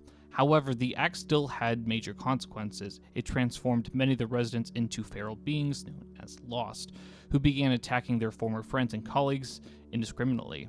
Hugo was also turned into a Lost, but he retained his sanity, having been the one who activated the machine and thus subjected to the full mutation. Even with the huge costs, the limited success at saving Cassidy, Hugo was still devastated and wished for a way to save his wife. In 2105, Hugo activated the machine again in an attempt to cure her, though he also admits he was aware it could kill him, something he was not entirely against, as he felt he was living a solitary life. The second activation ruptured the nearby land and caused a massive electrical storm. The vault residents, who were also highly affected, were contained in pods in hopes of their condition could be reversed someday by a cure. Cassidy, however, apparently responded to Hugo's will, even following his footsteps and making eye contact. This made Hugo believe that he could act as a vessel and unite the minds of him and anyone who could become a Lost. He wishes to activate the weather machine a third time so his family and all the Lost could be mentally linked. Hugo views this linkage to be more important than their ability to have free will. Vault 65. The original purpose or experiment for this vault is unknown. This vault was cut from Fallout 76, and that is really the only thing we know. Other than the vault was powered by 4 generators, similar design to that of Vault 51 in 94. However, because Fallout 76 is an ever-changing and ever-updating game, there's still room for this vault to be put into the game, so it's possible to see this vault in the future. Vault 68. Vault 68 was a vault that had 1,000 people within it, and only contained 1 female. And as we all could guess, this most likely ended very poorly, if not right away. as it could be years down the line when genes begin to catch up as inbreeding occurs, or it could have been much worse very early on. Again, like other Fallout Bible vaults, this is the only thing we know, as we don't know the true location. As a bonus fact for you, this vault number is based off the Kama Sutra 68th position, which is for a pleasure of a woman. Vault 69. Vault 69 was the direct opposite to that of Vault 68, so this vault saw 1,000 people in it, with only one being male. Much like the previous vault, this also had a social experiment. Again, not the best idea for reproduction of the wasteland, although it is a bit better than Vault 76 in my opinion, but not the best, as it most likely didn't resort to the violence that I imagine Vault 68 had. But again, we don't know this location of the vault, much like the Fallout Bible, other Fallout Bible ones, because nothing really happened. But this one is most likely confirmed canon because it was featured in the One Man in a Crate Full of Puppets webcomic. Vault 70. Vault 70 is another weird one in the sense that it comes from the Fallout Bible, and as part of this experiment, all the jumpsuit extruders, or the devices that make the jumpsuits in this vault, failed just after 6 months, meaning that most likely after years, this vault would just become a nudist colony, and they would just run out of clothes and no one would end up wearing clothes. That's how I imagine it would end up going, or they just took the fabric off like furniture or blankets or whatever, as I think that's most likely the thing to occur. But again, they would just have to run out of cloth at some point. Vault 74. Fallout 74 was included as part of the Fallout 3 GECK tutorials, but does not appear in the Fallout 3 game files. The content is also found in the game files for Fallout New Vegas, accessible only through console commands. The vault is also non-canon and is only for staging areas for early modders to work on. So, this is just a reference, and again, I'm glad this didn't appear and is non-canon, because that would mess up with how my theory is working on staging areas if this is canon in Fallout New Vegas, but it's not. Vault 75. Located underneath the Malden Middle School, this vault was presented to the public as a safe place for children in school to take over in the event of a nuclear war. To encourage a high number of residents, they offered a subsidized admittance to the vault program. Like most other vaults, Vault 75's true purpose was the refinement of human genetics, using methods such as selective breeding, genetic modification, and hormonal treatments, all devised by Dr. Braun and Co. The vault was intended to last many generations and would only open when directed by Vault-Tec. As part of the directive, in order to create new generations of children, human embryos were experimented on and cultivated. Although the vault's original overseer is not named, it is known that it was a female overseer. When the bombs eventually fell in 2077, every designated family with a student attending the school, along with teachers, made it to the vault in time. Upon entering, the children were separated from their families and escorted to the atrium, while the adults were executed by the security staff under the demise that they were receiving orientation. The children were raised to learn about fear and the horrors of the upland, a nickname for the newly made wasteland, and they were told that they would be trained to be strong enough to venture out in the waste and help the suffering people above upon graduation. In truth, those who were intelligent and physically exceptional were harvested for their good genes, and when they turned 18, they were convinced they needed to take a vaccine. Although it is not entirely specified what harvesting involved, there is mention of organ harvesting as well as organic specimens being stored away. Those who were not as fit but still displayed good intelligence or obedience were recruited to Vault-Tec's science team after graduation. The others, who were deemed insufficient to the Vault standards, were executed upon the age of 18 after a ceremony celebrating their graduation, and their bodies were incinerated after. At some point, the vault was open and its inhabitants left.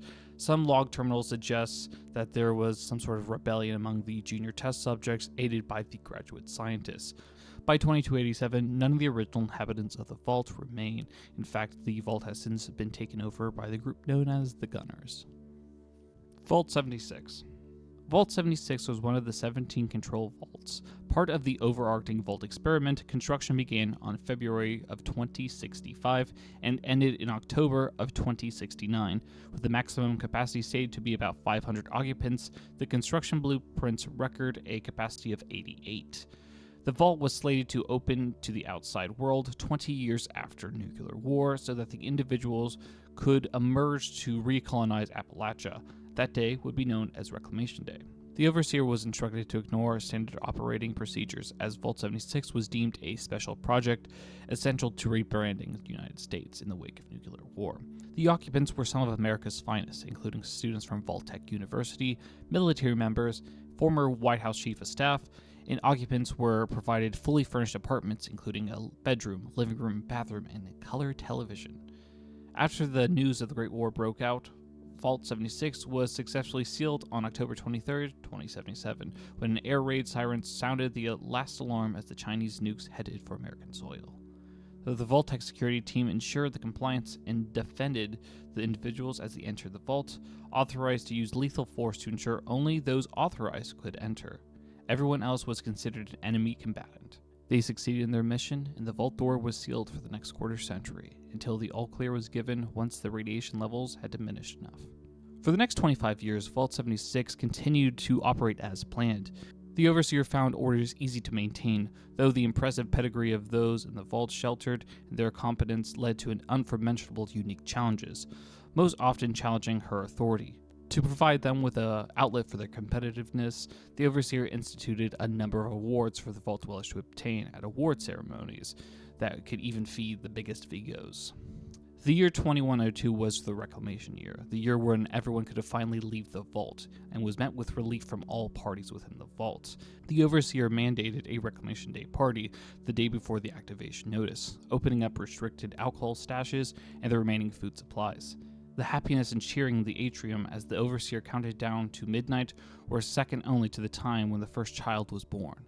The party continued well into the night when the Overseer called lights out and security held stragglers back to their beds.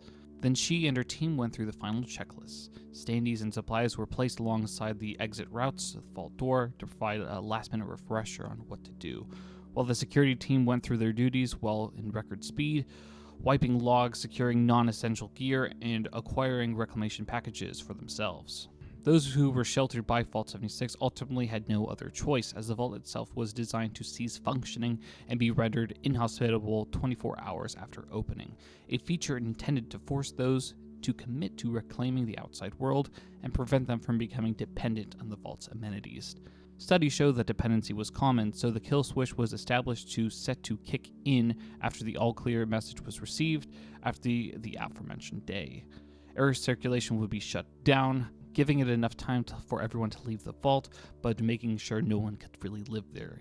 Only the robot stewards would remain inside the vault as preservations of the remains of this vault, while the former inhabitants were focused on rebuilding America.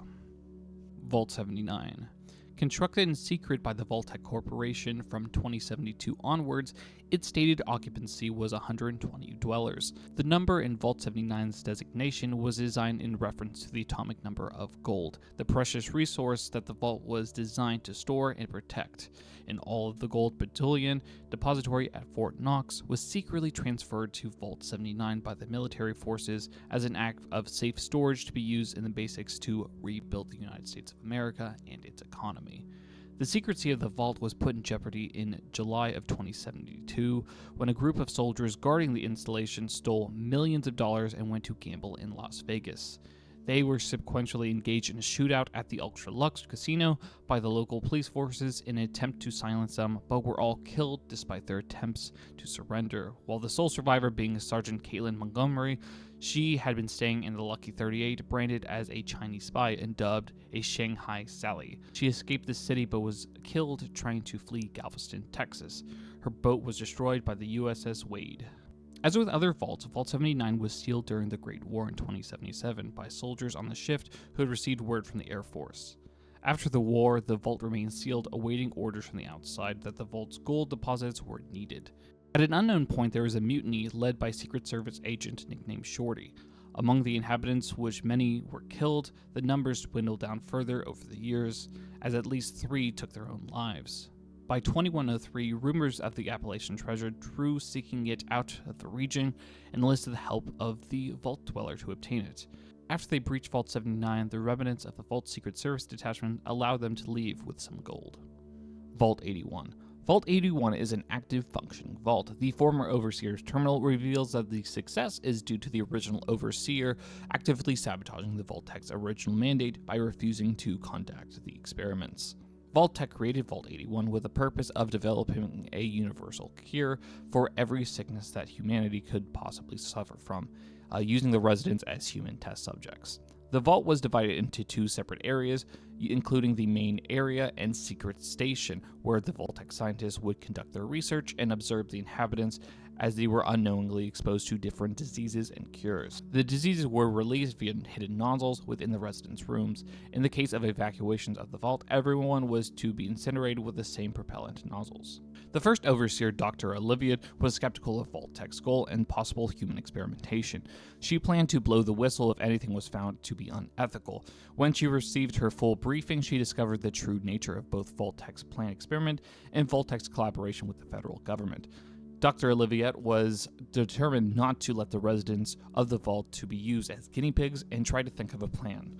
On the morning of the Great War, Dr. Oliviette received the call to bring the Vault-Tec experiment, but sabotaged the call list so the scientist staff wouldn't be notified. Her plan mostly worked, however, 3 of the scientist staff turned up.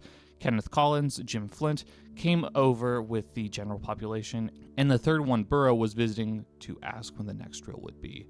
As the 3 scientists worked to create their cure, Olivia watched over all of their data and personally had to approve these scientists moving into phase 2 and 3, animal testing and human testing on unknowingly participants respectively.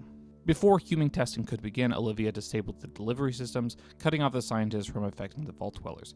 Additionally, she sealed all the access points to the secret vault, leaving the 3 scientists to die.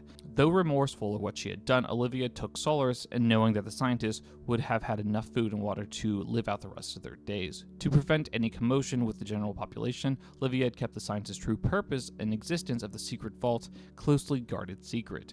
Isolated from the other side of the vault, the scientists continued to use their animal testing with their last remaining population of mole rats.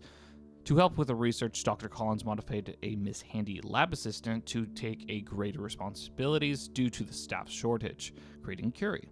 While the scientists eventually died of old age, Curie remained and worked on the cure alone, spending decades conducting trial after trial after trial. She achieved the vault objective in 2204, perfecting the universal cure.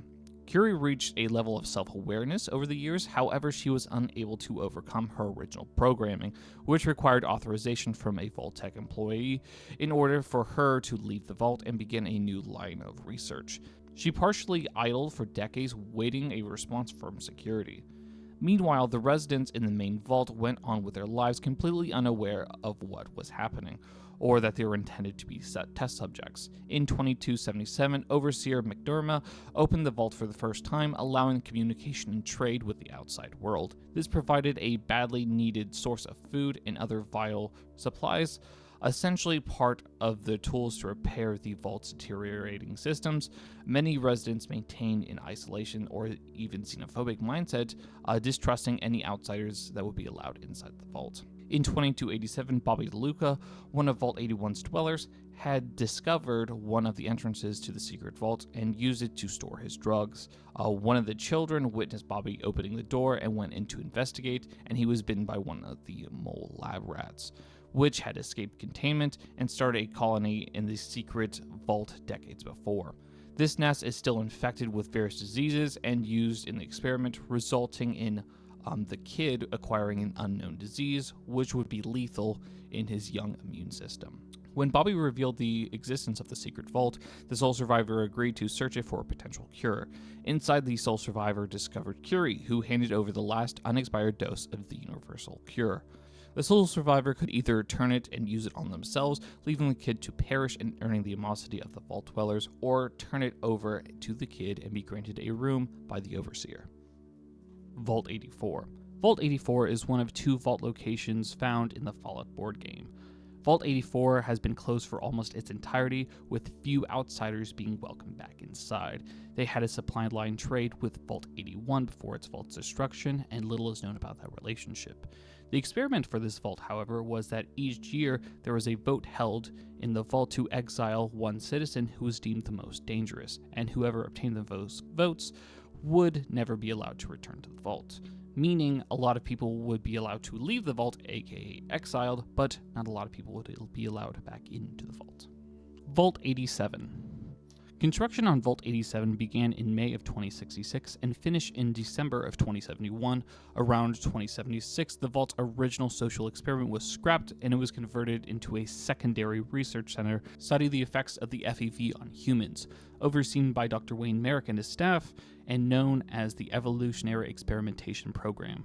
After infection, both male and female subjects initially changed to an asexual state, with males improving in upper body strength, and both males and females receiving a thicker, more resilient skin after 10 days. However, the project ultimately failed as one female died due to a massive loss of brain functions, and all other subjects had to be terminated after 14 days after experiencing increasing levels of anxiety and rage caused by these mental changes. The Vault's overseer and security guards were well aware of the nature of the experimentation and strictly forced their orders from Vault-Tec. However, the standard security measures put in place by Vault-Tec provided to not be enough. A year after the Vault was sealed, some mutated test subjects broke free, overwhelming the security forces, either driving the rest of them out or subjecting to their own strain of the FEV, leading to the birth of a new generation of supermutants on the East Coast. After figuring out how to escape the Vault, the army of mutants began spreading out, taking over the large swaths of the former DC metro areas, as well as kidnapping the humans from all over the Capital Wasteland and bringing them back into the Vault to be dipped in mutated. Their reign of terror over the Capital Waste lasted for nearly 200 years until the Vault's supply of FEV started to run out. Knowing nothing of how to create more and faced with the shortage of green stuff, these supermutants began actively searching for a new source. Vault 88. Accessed via a small cave beneath the Quincy Quarries, this vault was intended to test various prototype devices with the aim of distributing them to the rest of the vault. This vault was never finished, with only the main entrance, security, and reactor rooms completed when the bombs dropped and the work stopped. When the sole survivor approaches the vault for the first time, a group of raiders can be seen trying to force their way in. The event triggered the emergency broadcast calling for a help from the overseer named Barshrow. Will inform the raiders that their efforts are futile. Once the raiders have been dealt with, the sole survivor can activate the control panel using their own Pip-Boy and open up the vault door. This, of course, will start the Vault Workshop DLC, and you'll start going on the quest to become your own overseer of a vault. Vault 92. Designed to hold 245 occupants for the projected duration of 100 years, to cater to musicians selected for the Dweller ranks, the Vault was provided with a supply of sound equipment, musical instruments, and recording gear to facilitate a protection of musical legacy of mankind and the United States. The Vault also had a second secret mission. Once the Vault was sealed on October 23rd of 2077, Overseer Richard Rubin began implementing Vault-Tec's confidential plan, which was the WNMSCE, also known as the White Noise Mind Suggestion Combat Experimentation, an experiment designed to test the validity of implementing combat suggestion in human subjects through the use of modified ultra-low frequency white noise. The first limited test carried out on the isolated musicians in the sound booths were a success, with the dwellers remaining oblivious, save for the occasional odd pitch. The success of the field tests encouraged the Overseer to proceed with the outlined experiment. Together with Professor John Malanus and Sector 4, the Overseer extended the reach of the white noise. The emitters were wired into the loudspeakers throughout the vault, ostensibly inside the soundproof recording studios where the white noises were overlaid with music playback. To ensure full exposure, the Overseer blocked the distribution of personal sound players and headphones to ensure that the musicians listened to the music inside the recording studios with the white noise broadcast. He also had the white noise piped into the living quarters, keeping the professor out of the loop. Professor Malas was oblivious to the true scope of the project. He congratulated his team when the first large-scale test revealed that 33% of the subjects had lapsed into a trance-like state under the effects of the white noise, and allowed the team to implement subtle, minor ticks to verify the effectiveness of suggestion. The effectiveness was close to 100% with less than a 1% margin of error. However, the true success was only temporarily. Soon the first problems manifested as one of the musicians went insane, murdering 3 other dwellers in a bloody rage, forcing the security team to put him down. He was only killed after receiving nearly 23 gunshot wounds. With no previous history of violence or mental stability, Professor Malleus began to question the effects of the white noise signal. To the Overseer, however, the loss of life was negligible, and the behavior of the musician was proof that the project's importance. The man offered increased strength, tenacity, and unflinching obedience to the orders from authority. The experiments continued, and the body was scheduled for an autopsy to identify the source of the problem. What no one knew was that the white noise signal was causing neurological changes inside of the brain subjects, resulting in dizziness, nausea, and the gradual loss of higher cognition and the motor controls, sometimes leading to psychosis. The location selected by Vault-Tec lay dangerously close to an underground water source, causing a gradual deterioration throughout the vault. Corrosion spread through the pipes and installations, causing leaks and other damages. However, the worst damage was taking place in the lower levels, where the wall deterioration resulted in stress fractures and crumbling of concrete walls. Although the technical team reinforced the walls to the best of their ability to prevent more permanent solution was nowhere in sight. The deterioration proved to be the least pressing problems. Within a month, another 12 incidents happened. 10 dwellers succumbed to the white noise signal adverse effects, with 7 fatalities. Men torn limb from limb by once respected representatives of the musical profession. Malleus pleaded with the Overseer to abandon the project and salvage the situation. The vault, isolated from the devastated outside world, was on its own. Ruben ignored the professor's pleas, dismissing the deaths as a necessary sacrifice. However, to prevent the spread of insanity throughout the vault, he implemented a command phase in the signal. It was meant to provide the guards with an easy pacification method against the citizens afflicted with the white noise. However, this was not enough to prevent the situation from just going down farther, as 30% of the vault's population, or close to 70 people, was estimated to be clinically insane, and with 35 dead, the professor deemed the entire experiment a failure. He believed the white noise inadvertently resulted in the degradation of humans into mindless brutes. The solution was as diverse as it was daring. Malleus proposed abandoning the vault completely, as the situation just became unimaginable and outright dangerous for the rest of the vault inhabitants. Vault 94. Vault 94 was designed to test the adaptability of non-lethal ideology groups when presented with a post-apocalyptic societies. The Vault's core values consisted of faith, nonviolence, and communal life. The residents endorsed Antonio Salvador, who belonged to an alpha-cultural religious society led by his ex-wife, and were expected to reinforce their values during the shelter period of 1 year. In place of an overseer, the vault was governed by a council system where all residents could participate in a voting system for the community. Living quarters were compact, creating communal residence spaces instead of individual quarters. The vault was also given an abundance of high-value resources, but wasn't provided with any weapons, armor, or defenses. Residents were encouraged to open up the vault door to other survivors, who would be most likely armed and desperate, with the Vault-Tec expecting that this would require the community to quickly adapt and modify their belief systems to survive. So basically, if you haven't got it, the idea is there's a bunch of pacifists within this vault that believes in love and peace and harmony, and they're basically like, yeah, in 1 year, just open up the vault and allow anyone to come inside, and that's what they're supposed to do. And as you can guess, and as we go through the story, it doesn't end out well. The only Vault-Tec employee was assigned to report Vault 94's progress, and it was the Special Overseer. To reduce interference with the experiments, this person was to avoid contact with the residents and maintain his identity as the Vault-Tec maintenance engineer. As the Vault was self-governing, he had no authority and was restricted to avoid any role in the Council's decision-making. As multiple mass extinction events were anticipated after the Great War, the primary mission assigned to Vault 94's residents was to monitor and preserve the local ecosystem while assisting other survivors with their needs. The vault included a complete agricultural facility with a massive seed banking containing all known plants suitable for edible or medical use. It was also provided with the Garden of Eden creation kit in a secure wing of the vault, with access requiring a council vote to prevent misuse.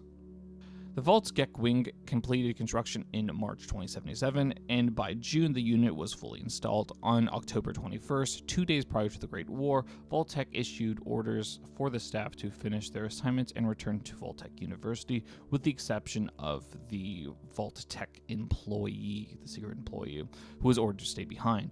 On October 23rd, when the signal came in, he was contacted by the Overseer, and the Vault's first residents arrived around noon. As radiation began to intensify, this secret overseer, Tyrone, attempted to stall the door for the rest of the congregation before the failsafe would trip and automatically sealed around 1:30 p.m. The second bus arrived at the vault at 3 p.m., but the door was hardwired and prevented it from opening until the end of the shelter period, locking the rest of the residents out. While remaining in the state of shock, the residents adjusted to the vault's environment without conflict or outburst. Salvera continued to be disdainful towards Hayes, blaming him for the second half of her congregation being locked out. Over time, Tyrone began to integrate with the community against the vault's directive, attending the communal council meetings, morning services, and even proposing to the pastor's daughter.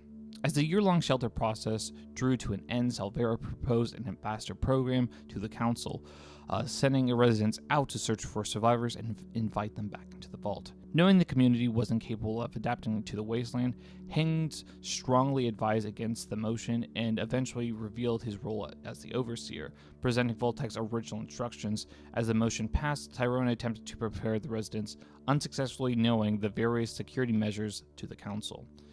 Vault 94 reopened on October 23, 2078, a year after the Great War. As per the pastor's initiative, the ambassadors were given the access codes to open up the door via their Pip-Boy and was sent into the wasteland to invite survivors back into the vault. One of the vault dwellers, Mariah Collins, also established a garden outside the vault to test the contaminated soil. Many vault ambassadors, however, were tortured or outright killed by the raiders and hung as decorations. In November, a Vault ambassador arrived at Harper's Ferry, claiming the Vault had enough supplies to establish a farm and feed the town. The mayor of Harper's Ferry sent a group of survivors back to the Vault to investigate the ambassador's claims. On November 20th, the group arrived at the Vault and demanded to know who was in charge.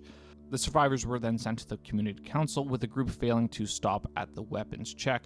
At 12:04 p.m., suspiciously, the community's hospitality and certain they were walking into a trap, the survivor group just interrupted the council meeting and insisting that the vault welcoming them in this nature was just a shameless trap to lure their trusting wastelanders, and the group massacred the council.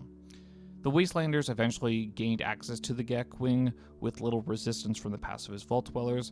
At 5:51 p.m., assuming the Gek was some sort of mind-controlled machine, the survivors shot the device with a minigun. This triggered a meltdown of the device's fusion generator, resulting in a massive Level 6 nuclear explosion. Significant mutations were expected for any surviving organisms within the affected area of an estimated 5.5 kilometers.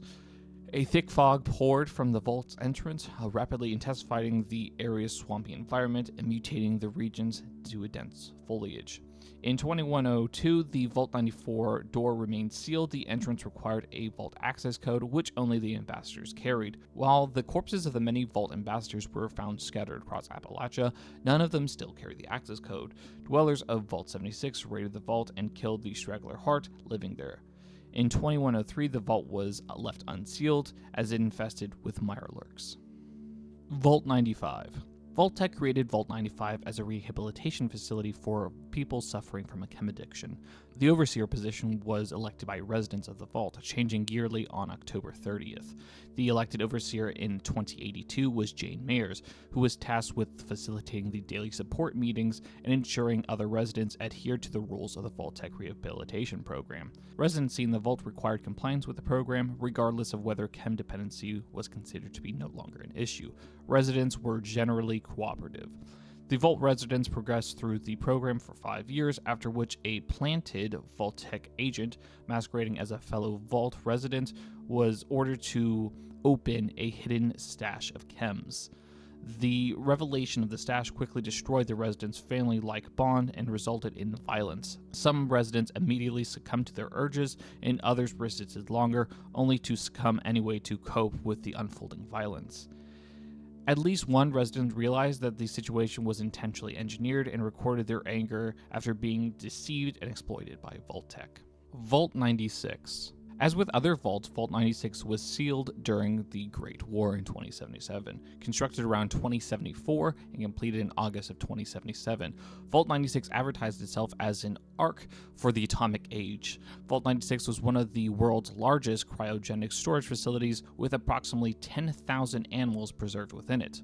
Vault 96's public mission was to monitor post-war surface conditions, the damage caused genetically to local fauna, and reintroduced species to restore ecological balance. Once the vault was sealed, the mission received an addendum to the residents, revealing that their true mission was far more complex, requiring the conducting of genetic experiments to explore mutated fauna and develop countermeasures for them. The results of these studies were then to be transmitted to external facilities. The quotas were weekly, made up by the mainframe, and then assigned to the Overseer to distribute to the residents. The Overseer would track the progress and ensure the results in addition to the assigned quotas were made. The total duration of the vault was supposed to be 250 weeks at least, after which all the residents were to be exterminated, and only the Overseer was permitted to leave. As one final part of the vault's construction, the secret Cryogenics Bay, the Cryogenics Bay 86, was installed, containing a mysterious entity only known as X001. The bay was only ever to be accessed by the automated research systems. The vault was made up of only 5 human residents, an overseer, and 4 scientists. Each were highly gifted individuals and incredibly specialized in their role at the vault, most coming from high-ranking executive positions and prestigious teaching careers. Upon closure of the vault during their first weekly meeting session, the other residents expressed extreme discomfort and resentment towards Eric, the overseer, due to unethical research and apparent threats to eliminate should any of the residents not comply with the overseer's demands and quotas. Although the residents eventually settled into their new positions, it became quite quickly clear that the only necessarily individuals were the biologists, and the other positions simply acted as a glorified support team. Over the course of the next 3 years, the staff maintained their assigned duties, with the biology team documenting various mutations inducted on their creatures housed in the vault, beginning with the simple and natural processes such as electrogenics, venom, regeneration. By week 100, these mutations has gone into evolving into colonization, cryokinesis, and cryokinesis. During week 142, a mysterious new mutation was stumbled upon, and then the biologist inserted specimen X001's DNA into a petri dish, which spread to every other dish, mimicking the ability perfectly. One of the scientists, Nina, attempted to study the mutation to which the subject it originally was from, but did not have access to the mysterious undocumented Bay 86. By week 148, due to the lack of success in specimen X001, the lack of ability to improve the stabilization of the mutation, Nina was unable to meet her quota of 568 credits and was subsequently killed by the mainframe. The rest of the team confronted Eric, the overseer, about it, believing him to be responsible. However, after disabling the mainframe's monitoring system in the overseer's office, Eric made a revelation. For more than 2 years, he had quietly been working on an escape plan. Unbeknownst to the rest of the team, Eric had just been as much of a prisoner to the mainframe as everyone else. He had finalized the development of a prototype computer virus that would be taken into this mainframe. The plan was to use this virus on the mainframe, shutting it down and escaping the day before the quotas were due. On the day of the escape, the residents enacted the plan, and it was going well until the mainframe active superseded Protocol Omega, which revealed the vault and killed all the residents. However, the virus was ultimately uploaded and successfully shut down the mainframe, leaving the vault open. In addition, the animals began to escape, prompting the vault to begin activating an emergency management system and call for assistance. Vault 100. Hidden within the game files of Fallout 3, we can find Vault 100 reference in the form of a Pip-Boy icon with Vault 100 written on the back.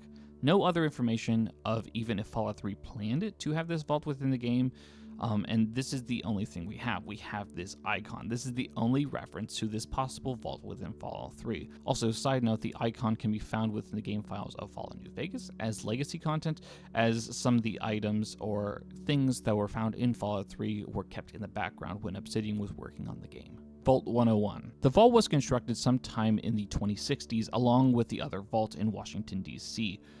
The Vault 76 Overseer was originally selected to be its first Overseer, but she refused the position in order to stay in Appalachia.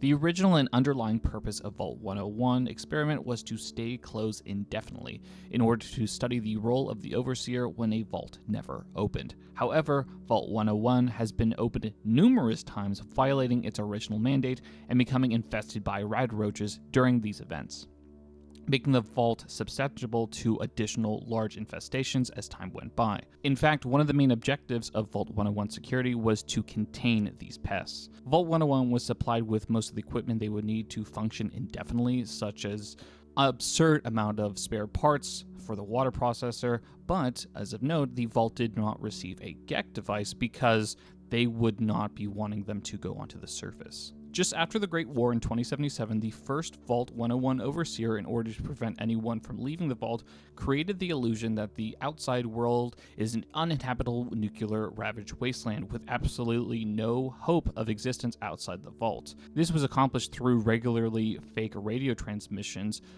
increasing the idea that Vault 101's residents were the only hope of survival was in this vault.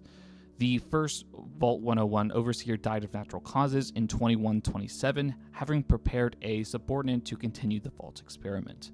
The second Vault 101's Overseer led Vault 101's dwellers by the same isolationist doctrine, but also attempted to convince senior Vault dwellers to become complicit with the vault experiments. The Vault dwellers were sealed within the vault with the mantra, "We are born in this vault, we live in this vault, we die in this vault."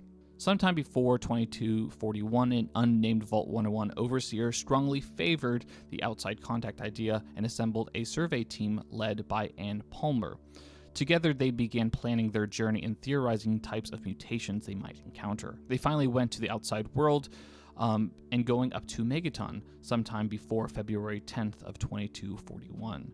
The survey team returned to Vault 101 on February 10th and analyzed their samples to see if the outside world is as dangerously irradiated as they have heard before. They studied the giant ant they killed and decided to revise their survey plans in the light of what they have learned.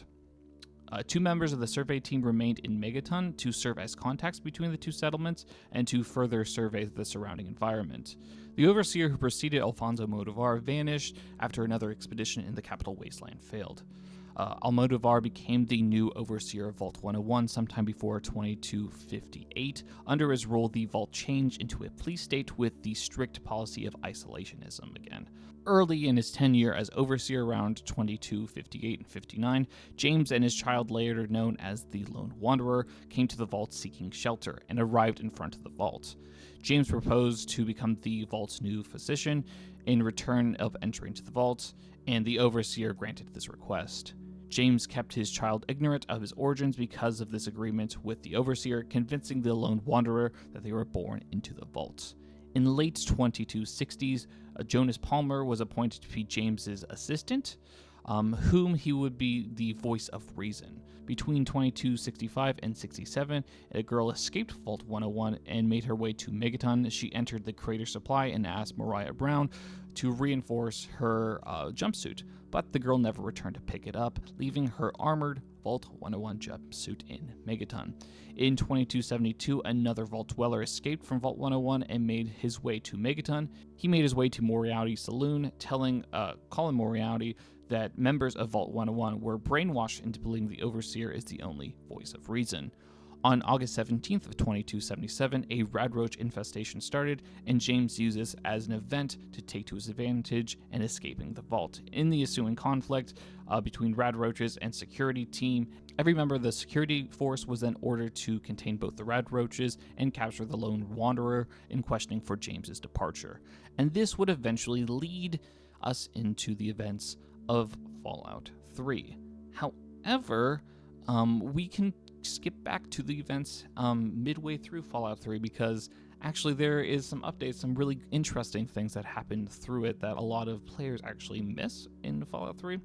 And that is sometimes after their departure, the Lone Wanderer's departure, and James's departure. Paul Hannon Jr. dies of the rat roach bite after refusing treatment, and Vault 101's overseer becomes more oppressive with the dwellers than before. Through the experiments, the remaining Vault dwellers learn that life above ground is possible, and this discovery creates a new crisis and division within Vault 101. A group of rebels emerge, led by Armada, including the younger Vault dwellers who were holed up in the Vault Clinic. They wish to open up Vault 101, interact with the outside world, and open up a limited trade supply with nearby settlements, and make up excursions into the wasteland when necessary. The other group, which was led by the Vault 101 Overseer, wanted to keep the Vault permanently closed in accordance with the Vault's intended experiment. Butch DeLaura wished to abandon the Vault entirely and live on the surface and can become a companion within Fallout 3. Vault 106. As part of its Vault experiment, psychoactive drugs were released into the Vault 106 air filtration system 10 days after the door was sealed. Information in the Vault's computer systems reveals that the Overseer was aware of this experiment, ordering personnel to lie to the residents about it if they asked any questions. Though he insisted the tests would be brief and non-lethal, the psychoactive drugs began causing many residents to grow disoriented, delirious, and eventually violent. The Overseer ordered a lockdown, but eventually the Vault security personnel were overrun. By 2277, the Vault's interior is mostly destroyed and filled with insane survivors. The psychoactive drugs are still being pumped into the Vault's air filtration systems, as evidenced by the player's character's vision being turned into different shades of blue, and at the same time hallucinations appear. At the very end, the Vault is like a cave system where skeletons and other items are located, including a mini-nuke, suggesting that some of the Vault dwellers may have been trying to blow their way out of the Vault. Vault 108. Construction of the Vault began in March of 2061, but was cut short by December of 2069 due to a work shortage. It was built to accommodate 475 residents for a total of 38 years. The premise of the Vault was to revolve around intentionally leaving all standard positions unfilled and to be signed personally by the Overseer. This was the exception of 3 named roles, including Zachary Jameson, the Chief of Staff, Jarek Maddox as the Chief of Security, and Nathan Argonian, the Morale Officer. In addition, the primary power supply was intended to set to fail in 20 years, just shy of half the Vault's intended active lifespan. The backup power supply was a mini geothermal and would not have enough power to power the entirety of the Vault. In fact, the scientists were made aware of this issue, and in addition, the Vault would be outfitted with 3 times the normal amount of defensive weaponry and lack standard entertainment. For the Overseer role, these scientists chose Brody Jones, who, according to the pre-assigned medical tests, had genetic disposition for a rare type of cancer. They estimated that this would cause death in a little over 3 years after the project's start date. The scientists noted that these 2 events should combine to allow a proper catalyst that allows this project to continue as planned. Scientists within the Vault furthermore engage in a series of cloning experiments. A holotape found in the cloning lab describes their efforts to clone a man repetitively. It outlined the process, and that in every time a man named Gary was cloned, he immediately became hostile to the non-clones, with each one becoming more violent. After the 53rd time, the staff began to wonder what to do with all these clones of Gary, and the Vault's observation rooms were becoming filled with Gary. Shortly thereafter, Gary 54 exhibited the same increasing aggression, this time injuring a doctor, Dr. Peterson, during his examination. The entry also states that they would be destroying some of the clones to make room for many more tests. When the Lone Wanderer discovers this location, only the Gary clones remain, and no other occupants or scientists are alive at this point. This is everyone's favorite vault. If you don't love the Gary vault, then I don't know what you're talking about. This vault is so much fun, and it was just doomed to fail from the start, but I think it's funny that at the end of the day, the clones of Gary was its downfall. It wasn't that it was set to fail with the power reactor, that the Overseer had to handpick all of its senior staff, that the Overseer was going to die within 3 years. No, it was the Gary clones destroyed Vault 108. Vault 109. Vault 109 is another vault that has only been mentioned or seen within the Fallout board game series, which leaves it into that semi to non-canon section. This vault would be close-ish to Vault 84, as it was to be known that the two shared a trade route with one another. However, by the time of the Fallout board game, there is no one left, and it seems that radiation leaked from the surrounding area that has killed or forced everyone to leave that was within inside the vault. It can be assumed that this was the experiment, the effects of the radioactive leakage into the vault, and that is what happened based on the fact that the leakage was from around the vault itself, not areas that was necessarily from the wasteland, if that makes any sense. Based on the items that are found within the vault, it is most likely that this was a more well-off vault, filled with more high-class society type items and higher-end products compared to other vaults.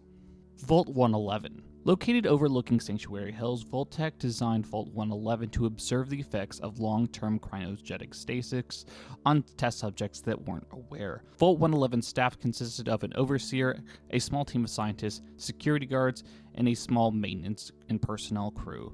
Test subjects were lured into Vault 111 from the nearby neighborhoods of Sanctuary Hills and Concord. According to the Vault-Tec standard operating procedures, Vault 111 was to remain sealed for a minimum of 180 days, after which the vault could be opened upon the receipt of an all-clear signal from Vault-Tec or the overseer's discretion. However, after 180 days of the mandatory shelter period, Vault 111 received no signal from Vault-Tec, and its staff faced a dwindling supply.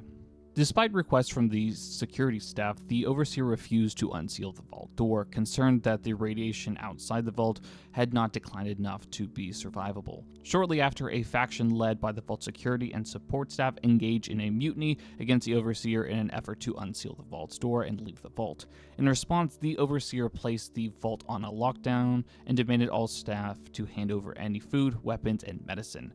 No further accounts of the events can be found, as the logs inside the vault in both the security terminal and overseer's terminal have just stopped at this point. So it is presumed that with the skeleton of the overseer that the mutiny was successful, and the residents or the former staff of the vault rather left this vault and left all of its subjects inside the vault to essentially die. There is nothing that indicates what happened to any of the previous workers of this vault, and I think that is something that would be really interesting to have been added to Fallout 4, is seeing like just another skeleton of like some of the security workers later on in the wasteland. I think that would be a really cool reference, but there's nothing else throughout that. Vault 112.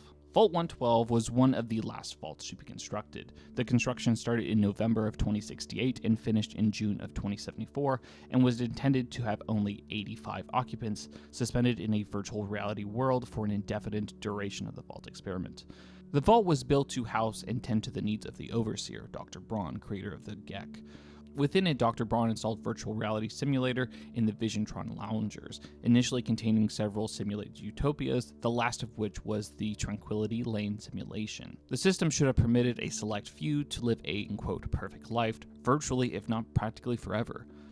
What Vault 112's occupants didn't know was that once they entered the virtual reality pods, Braun would exercise complete control of the simulation. They had no means of leaving on their own, and they became his playthings, completely at his mercy. Dr. Braun, after becoming bored with various simulated worlds, would eventually proceed to kill each one of them.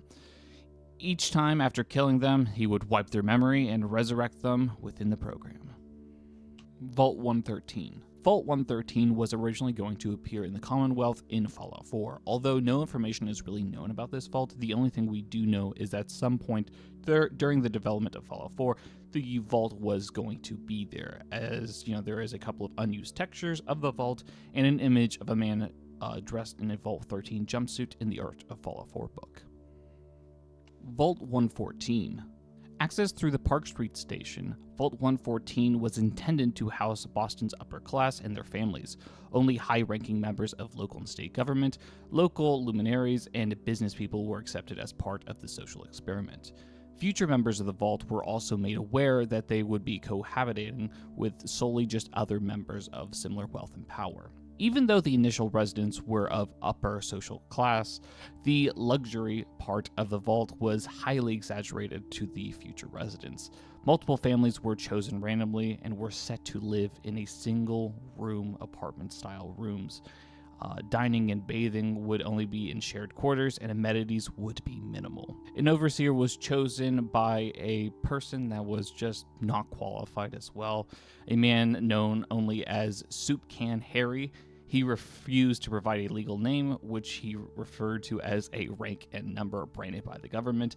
He believed the government used taxes to fund Illuminati-free Mason sex parties. Soup Can was presumably homeless, as he implied he slept in dumpsters. He also appeared to have eaten a Braxo cleaner before his interview, as he stated in the recording, quote, "I've seen the back of them at Braxo boxes, not for consumption. Don't you tell me what to do. I'll eat what I want." As Soup Can so perfectly exemplified what Vault-Tec desired as an overseer in this vault, in his interview, offered him a position right on the spot. Soup Can accepted, but cautioned that he ain't wearing no goddamn tie or pants. Vault 14 personnel were told by Vault-Tec management not to undermine the new overseer's authority at all during the experiment, even and especially if it may cause physical discomfort, embarrassment, or harm to its residents. By taking away the luxury and authority of these groups that they saw in their service life, while simultaneously subjecting them to the whims of a dangerously incompetent overseer, Vault-Tec hoped to study the residents' reactions in stressful situations. Honestly, this has to be one of the funniest experiments of today.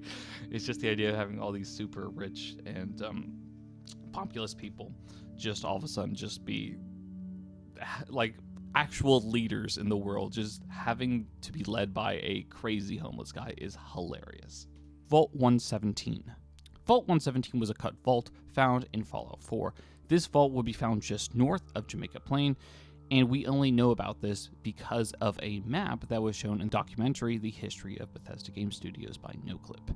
There's also some concept art from the art book of Fallout 4 of the jumpsuit, but we don't know anything else such as experiment history or any other notifications, so we can presume that this vault was cut earlier on during development.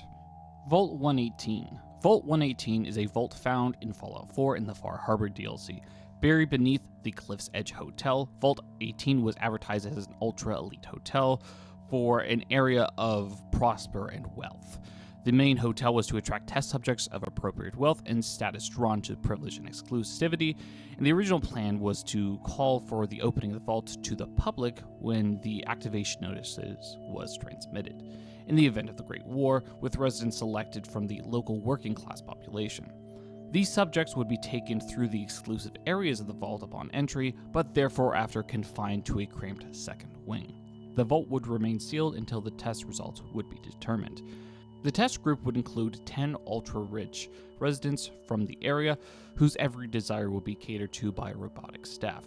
These wealthy individuals would be placed above all legal restrictions in their interactions with the second group, numbering up to 300 people in this uncomfortable, cramped secondary wing. Any breach of the rules would be judged by the rich, with any judgment executed by the robotic staff. However, this worker dynamic was never established, as once the premier area of the vault was completed, construction of the vault's second wing was halted. Ezra Parker, the key financier, simply stopped funding the effort and alleging troubles and extracting payments from the guests. So this second wing was never the case and never was fully built. That is why we only see this main area, this main ultra-rich area within the game. Vault 120. And finally, Vault 120. Unfortunately, this vault was cut from Fallout 4. This vault would have been somewhere alongside the coast of Boston and would have been underwater. This vault was cut alongside the quest, 20 Leagues Under the Sea, and not much else is known about the vault itself, except that a giant squid would be the Overseer. It is not known if that was the original plan for the squid to be the Overseer, or if it just happened. However, what is known is that be the Overseer later on. It is assumed that the vault would actually be populated. Again, it's not known if the original dwellers are there. So what about the other vaults? Like I said at the beginning of the video, we don't know about every single Fallout vault. In fact, we only know canon information a little less than half the vaults. So with that, I believe we see a pattern on this map, with the lower level vault being on the west coast and the higher level vault being on the east coast. So with that, the map can pretty much be guessed on where the other vaults are and associated with the number that it would be located. So if you continue on the trend with populating the vaults from the west to east coast in the direction you see throughout the order of the vaults, you get a map that kind of looks like this. And in my opinion, if we are assuming the map of the vault locations are accurate and are keeping with the same pattern, I can say that this map is pretty dang close. Now, it might be a little off based off the direction of clusters, but other than that, it should be pretty close, which is kind of crazy to think about. If you were to tell me last year that we could pretty accurately guess the vault locations, I would say there's no way, but here we are today. Now, the biggest thing about this map and the vault locations is we have the ability to pretty much guess correctly where the next Fallout game is going to be set. And looking at this data, I personally think it's very clear the obvious locations where the game is going to be. But that is going to be a video for another day. Thank you so much for watching this long video. I've been waiting to do this for so long and finally had the time to complete this beast of a video. If you like Fallout, The Elder Scrolls, and similar games, please consider subscribing so you don't miss out on any of my content and my prediction video of where Fallout 5 will be based on all the data that we just went over. But that brings the question back to you. What is your favorite vault and why? Where do you think Fallout 5 will be and why? And again, looking at that map, where do you think it's going to be? But until then, this has been Nick from Nostalgic, signing off.